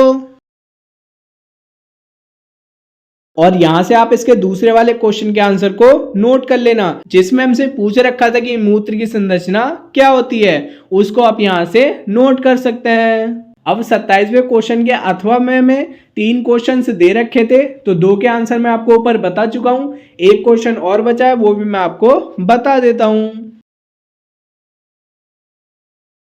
तो यह इसका तीसरा क्वेश्चन, इसमें हमसे पूछ रखा है यदि किसी व्यक्ति के दोनों गुर्दे क्षतिग्रस्त हो जाएं तो वह व्यक्ति कैसे जीवित रहेगा, यह हमें इस क्वेश्चन में बताना है। अगर उस व्यक्ति के दोनों गुर्दे काम करना बंद कर दें तो या तो डायलिसिस के द्वारा या किडनी ट्रांसप्लांट के द्वारा हम यहाँ पर उसको जीवित रख सकते हैं, जैसे कि आपको यहाँ पर दिख भी रहा होगा। आप यहाँ से इसके आंसर को नोट कर सकते हैं। अब 27वें के अथवा में जो हमें क्वेश्चंस दे रखे थे वो भी आपकी समझ में आ गए होंगे।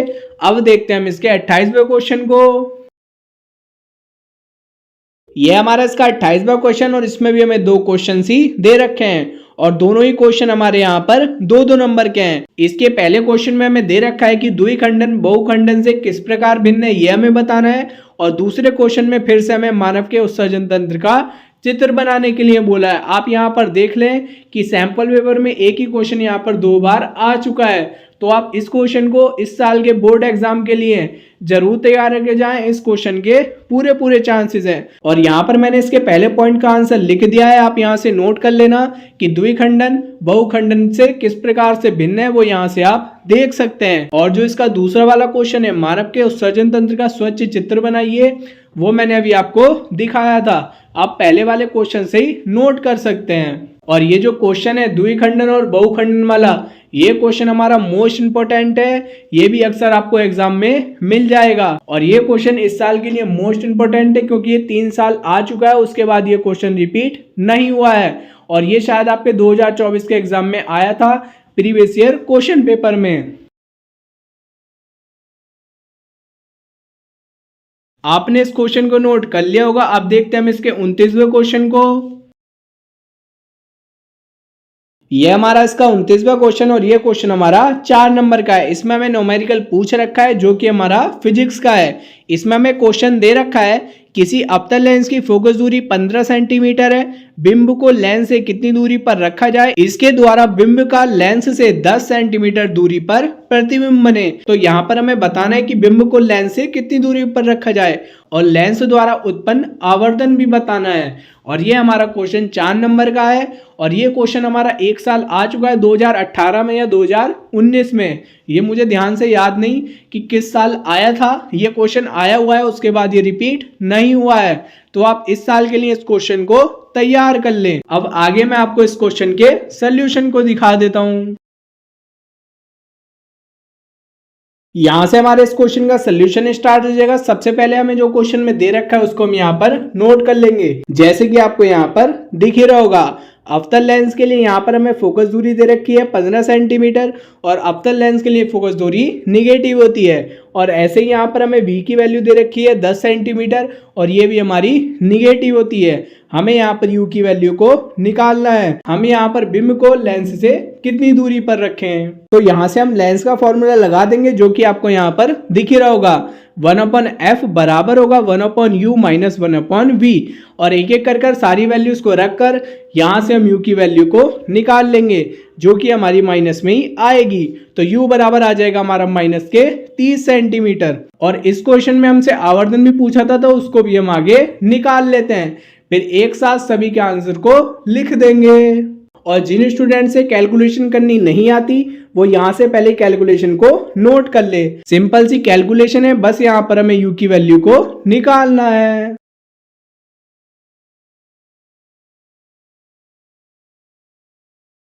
अब आगे देखते हैं हम इसकी कैलकुलेशन को। अब हम यहाँ पर आवर्धन निकालने वाले हैं, तो यहाँ पर आपको आवर्धन का फॉर्मूला पता होना चाहिए जो कि हमारा होता है m बराबर v/u। v की वैल्यू हमें क्वेश्चन में दे रखी थी, u की वैल्यू भी हमने निकाली है। दोनों की वैल्यू को रखकर यहाँ से हम आवर्धन को निकाल लेते हैं। v की वैल्यू आ जाएगी माइनस के 10 सेंटीमीटर, u की वैल्यू अभी हमने निकाली है माइनस के 30 सेंटीमीटर।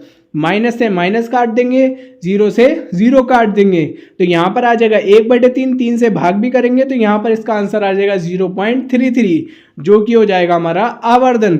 अब जो हमसे क्वेश्चन में पूछ रखा था उसको हम यहाँ पर एक एक कर लिख देते हैं और जो कि आपको यहाँ पर लिखा हुआ दिख भी रहा होगा कि अतः प्रतिबिंब सीधा होगा, आभासी होगा और वस्तु के आकार का 1/3 बनेगा, जैसे कि मैंने आपको बताया भी था। और यहाँ पर हमसे पूछा था कि जो बिंब है यानी कि जो वस्तु है उसको हम लेंस से कितनी दूरी पर रखेंगे, तो 30 सेंटीमीटर दूरी होनी चाहिए। तो ये क्वेश्चन भी आपको समझ में आ चुका होगा, बस आपको इसमें फॉर्मूले पता होने चाहिए, बाकी सारे क्वेश्चन को आप आराम से कर सकते हैं। छोटी छोटी कैलकुलेशन है, कैलकुलेशन आप तभी कर पाएंगे जब आपको इसके फॉर्मूले पता होंगे। अब देखते हैं हम इसके अथवा वाले क्वेश्चन को।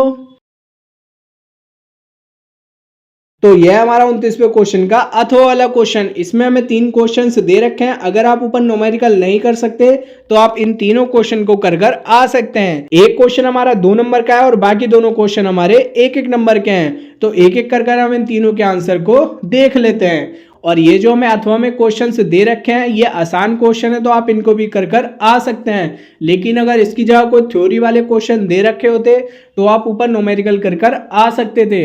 उसको करके आने से आपका टाइम भी बचता और उसमें आपको लिखना भी ज़्यादा नहीं पड़ता, जिससे आपके नंबर भी पूरे मिल जाते उस क्वेश्चन में। अगर उसके अलावा कोई थ्योरी का आप क्वेश्चन करके आते तो आप उसको अगर पूरा भी करके आते तब भी आपको उसमें पूरे नंबर नहीं मिलते। तो अब देखते हैं हम इसके पहले क्वेश्चन को, जिसमें हमसे पूछ रखा है प्रकाश के अपवर्तन के नियम लिखिए। और ऐसे इसका जो दूसरा क्वेश्चन है इसमें हमसे पूछ रखा है उस उत्तल दर्पण की फोकस दूरी ज्ञात कीजिए जिसकी वक्रता त्रिज्या 32 सेंटीमीटर है। और मैंने आपको बताया था कि इस तरीके के क्वेश्चन बहुत एग्जाम में पूछे जाते हैं और इस तरीके के बहुत क्वेश्चंस पर मैं वीडियो अपलोड कर चुका हूँ, वो आप चैनल पर जाकर देख सकते हैं। इसके तीसरे क्वेश्चन में हमें दे रखा है हीरे का अपवर्तनांक 2.42 है, इस कथन से क्या तात्पर्य है। हमें यहाँ पर इसका आंसर बताना है और ये भी हमारा 1 नंबर का है, तो एक एक कर हम इन तीनों के आंसर को बताते हैं। अब आगे यहाँ से इसके पहले क्वेश्चन का आंसर स्टार्ट हो जाएगा, जिसमें हमसे पूछ रखा था अपवर्तन के नियम लिखने हैं, जो कि हमारे पास 2 होते हैं, जो कि आपको यहाँ पर दिख भी रहे होंगे। मैं यहाँ पर आपको शॉर्ट में बता देता हूँ। पहला नियम है आपतित किरण, अभिलंब और अपवर्तित किरण, ये हमारे तीनों एक ही तल में होते हैं। और इसका दूसरा नियम होता है आपतन कोण की ज्या तथा अपवर्तन कोण की ज्या, इनका जो अनुपात होगा वो क्या होता है, एक नियतांक होता है, जो कि आपको यहाँ पर दिख ही रहा होगा कि sine i upon sine r ये बराबर हो जाएगा नियतांक। और ये आपके एग्जाम में इस तरीके से भी आ सकता है कि स्नेल का नियम लिखो। ये हमारा मोस्ट इंपॉर्टेंट क्वेश्चन है, ये हमारा 2 नंबर से कम में नहीं आएगा। या कभी आ जाता है स्नेल का नियम लिखो या आ जाएगा अपवर्तन का नियम लिखो, तो दोनों में से किसी भी नाम से आ जाए आपको यही लिख करके आना है। और ये आपके सैंपल पेपर में भी आया हुआ है और ये आपके प्रीवियस ईयर क्वेश्चन पेपर में भी आया हुआ था, तो आप इस क्वेश्चन को जरूर तैयार करके जाना। इस साल के लिए इस क्वेश्चन के पूरे चांसेस हैं। अब देखते हैं हम इसके दूसरे क्वेश्चन को, जिसमें हमें इसकी फोकस दूरी निकालनी थी।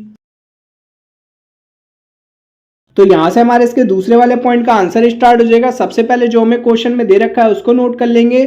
हमें यहाँ पर वक्रता त्रिज्या दे रखी है 32 सेंटीमीटर और हमें यहाँ पर फोकस दूरी को निकालना है। तो यहाँ पर आपको फॉर्मूला पता होना चाहिए। तो पहले हम यहाँ पर लिख देंगे उत्तल दर्पण की फोकस दूरी जो कि हमारी होती है स्मॉल f बराबर होगा capital R upon 2। Capital R की वैल्यू हो जाएगी यहाँ पर 32। 2 से हम 32 को काट देंगे 16 बार, तो यहाँ पर हमारे पास फोकस दूरी आ जाएगी 16 सेंटीमीटर। अगर आपको न्यूमेरिकल आते हैं तो आप न्यूमेरिकली करके आए, क्योंकि आपको लिखना भी कम पड़ेगा और आपको नंबर भी पूरे मिलेंगे। ठीक है, तो ये क्वेश्चन भी आपकी समझ में आ गया होगा और जिन स्टूडेंट को ये फॉर्मूला ना पता हो वो यहाँ से इस फॉर्मूले को नोट कर लें। अब देखते हैं हम इसके तीसरे वाले पॉइंट को। यहाँ से हमारे इसके तीसरे पॉइंट का आंसर स्टार्ट हो जाएगा। इसमें हमसे पूछ रखा था, हमें इसमें हीरे का अपवर्तनांक दे रखा था। हमसे पूछा था कि इसका क्या अभिप्राय है, ये हमें बताना था। तो इसका अभिप्राय यह है, आपको यहाँ पर लिखा हुआ दिख भी रहा होगा। तो यहाँ पर आपको दिख ही रहा होगा, इस कथन से यह अभिप्राय है कि हीरे में प्रकाश की चाल निर्वात में प्रकाश की चाल की 1/2.42 गुनी हो जाएगी, जो हमें क्वेश्चन में दे रखी थी। एक नंबर के क्वेश्चन में आप इतना लिख करके आ सकते हैं। तो ये भी तीनों क्वेश्चंस हो चुके हैं जो हमें 29वें क्वेश्चन के अथवा में दे रखे थे और ये आपके समझ में भी आ गए होंगे। अब देखते हैं हम इसके लास्ट क्वेश्चन को, जो कि होने वाला है हमारा 30वां क्वेश्चन।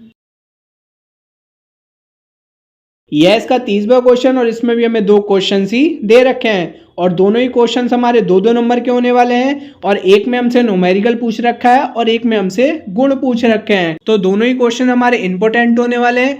न्यूमेरिकल तो इस पेपर में जितने भी आए हुए हैं सारे के सारे न्यूमेरिकल आप तैयार करके जाना। इसमें जो हमें दूसरा वाला क्वेश्चन दे रखा है चुंबकीय क्षेत्र रेखाओं के गुणों की सूची बनाइए, इस क्वेश्चन को आप लास्ट चैप्टर से तैयार करके जा सकते हैं। अब एक एक कर हम दोनों क्वेश्चन के आंसर को देख लेते हैं। इससे पहले हम इसके पहले क्वेश्चंस में देख लेते हैं कि हमें क्या करना है। इसमें हमें दे रखा है 2 किलोवाट शक्ति का हमारे पास एक विद्युत तंदूर है और इसमें जो वोल्टेज है वो है हमारे पास है 220 वोल्ट और हमें यहाँ पर जो विद्युत धारा दे रखी है वो दे रखी है 5 एम्पियर।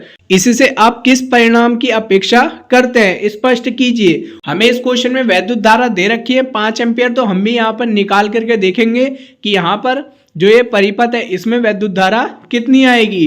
तो अब देखते हैं हम इसके सॉल्यूशन में। तो यहाँ से हमारे इसके पहले पॉइंट का सॉल्यूशन स्टार्ट हो जाएगा। जो सबसे पहले हमें क्वेश्चन में दे रखा है उसको हम यहाँ पर नोट कर लेंगे। हमें यहाँ पर विद्युत तंदूर की शक्ति दे रखी है, यानी कि P की वैल्यू वो लिख लेंगे 2 किलोवाट और यहाँ पर हमें V की वैल्यू दे रखी है 220 वोल्ट, यहाँ पर 220 होगा, यह ध्यान रखना। और यहाँ पर हम वैद्युत धारा की वैल्यू को निकाल रहे हैं क्योंकि वहाँ पर हमें अनुमानित वैद्युत धारा दे रखी है। हम यहाँ पर भी निकाल करके देखेंगे। तो यहाँ पर हमारे पास शक्ति का फॉर्मूला होता है P बराबर V इंटू आई। यहाँ से हमें I की वैल्यू को निकालना है, तो उसी हिसाब से हम फॉर्मूला बना लेंगे। तो हमारा फॉर्मूला बन जाएगा I बराबर P अपॉन V। दोनों की वैल्यू हमें दे रखी है, दोनों की वैल्यू को हम यहाँ पर रखकर यहाँ से हम I की वैल्यू को निकाल लेंगे, जो कि हमारी आएगी 9.09 एम्पियर। और आपको ध्यान हुआ क्वेश्चन में हमें 5 एम्पियर की धारा दे रखी थी। अब जो यहाँ पर लिखा है मैं यहाँ पर आपको समझा देता हूँ। आपको ध्यान होगा कि क्वेश्चन में हमें जो अनुमानित वैद्युत धारा दे रखी थी वो दे रखी थी 5 एम्पियर। जो हमारे पास वैद्युत तंदूर है उसमें जो हमारे पास धारा आएगी वो हमारे पास आएगी 9.09 एम्पियर की, जो कि हमारी बहुत ज्यादा होने वाली है। जो कि आपको यहाँ पर लिखा हुआ दिख भी रहा होगा कि वैद्युत तंदूर इससे कहीं अधिक वैद्युत धारा अतिभ्रमण हो जाएगा, यानी कि जो हमारे पास फ्यूज होगा वो उड़ जाएगा और जो हमारा परिपथ होगा वो हमारा अवरोधित हो जाएगा, यानी कि उसमें फॉल्ट हो जाएगा, क्योंकि इस परिपथ में बहने वाली धारा क्या है हमारी बहुत ज्यादा है, जो कि आपको यहाँ पर दिख भी गई होगी। अब हम यहाँ पर देखते हैं इसके दूसरे पॉइंट के आंसर को।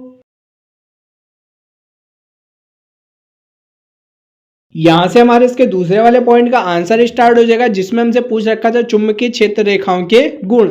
तो इसके जो पहले पॉइंट में हमें दे रखा है वो मैं आपको समझा देता हूँ। जो हमारे पास चुंबकीय क्षेत्र रेखाएं होती हैं वो हमारी उत्तरी ध्रुव से प्रकट होती हैं और दक्षिण ध्रुव पर विलीन हो जाती हैं। ऐसी जो है दूसरा पॉइंट है ये भी मैं आपको समझा देता हूँ, यहाँ से आप देख कर लिख लेना। जहां पर चुंबकीय बल रेखाएं ज्यादा होंगी वहां पर चुंबकीय क्षेत्र अधिक प्रबल होगा, ठीक है, और जहां पर कम होंगी वहां पर जो चुंबकीय क्षेत्र होगा वो प्रबल नहीं होगा, वहां पर कम होगा। चुंबकीय क्षेत्र रेखाओं के गुण को आप मैग्नेट से भी समझ सकते हैं।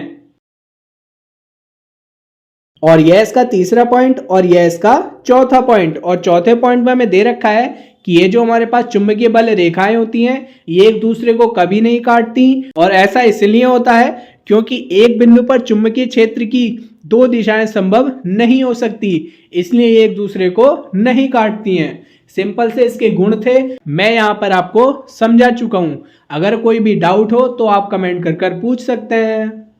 तो इस साइंस के सैंपल पेपर के सारे क्वेश्चंस के सोल्यूशन मैं आपको यहाँ पर करवा चुका हूँ।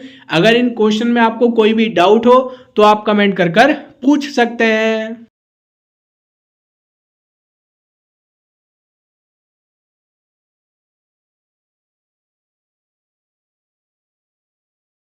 तो ये था उत्तराखंड वालों का क्लास 10th वालों का साइंस का सैंपल पेपर 2025 का, जिसका सोल्यूशन मैं आपको यहाँ पर करवा चुका हूँ। इस सैंपल पेपर में जितने क्वेश्चंस थे वो सारे के सारे मैं आपको करवा चुका हूँ, और जल्द ही साइंस के मोस्ट इंपोर्टेंट क्वेश्चंस 2025 के ऊपर एक वीडियो आने वाली है। वो वीडियो मैं इस वीडियो के बाद में अपलोड कर दूंगा, तो इसके लिए आप हमारे चैनल पर बने रहे, तभी आपको पता चल पाएंगे साइंस के इस साल कौन कौन से क्वेश्चन आने वाले हैं। तो पिछले साल भी जो मैंने क्वेश्चंस बताए थे, तो आपका पेपर होता है 80 नंबर का, तो 80 में से 40 से 45 नंबर के जो मैंने इंपोर्टेंट क्वेश्चन बताए थे वही आए हैं। अगर आप प्री बोर्ड के लिए इंपॉर्टेंट क्वेश्चन देखना चाहते हो तो मैंने यहाँ पर 2 वीडियोस अपलोड कर रखी हैं पिछले साल की, उसमें मैंने आपको सारे के सारे मोस्ट इंपोर्टेंट क्वेश्चन बता रखे हैं। आप उन क्वेश्चन को तैयार कर लें, उसमें से ही बहुत क्वेश्चन ऐसे होंगे जो कि आपके प्री बोर्ड के एग्जाम में आ जाएंगे, और उन दोनों वीडियोस का लिंक मैं डिस्क्रिप्शन में दे दूंगा, वहां से जाकर आप देख लेना।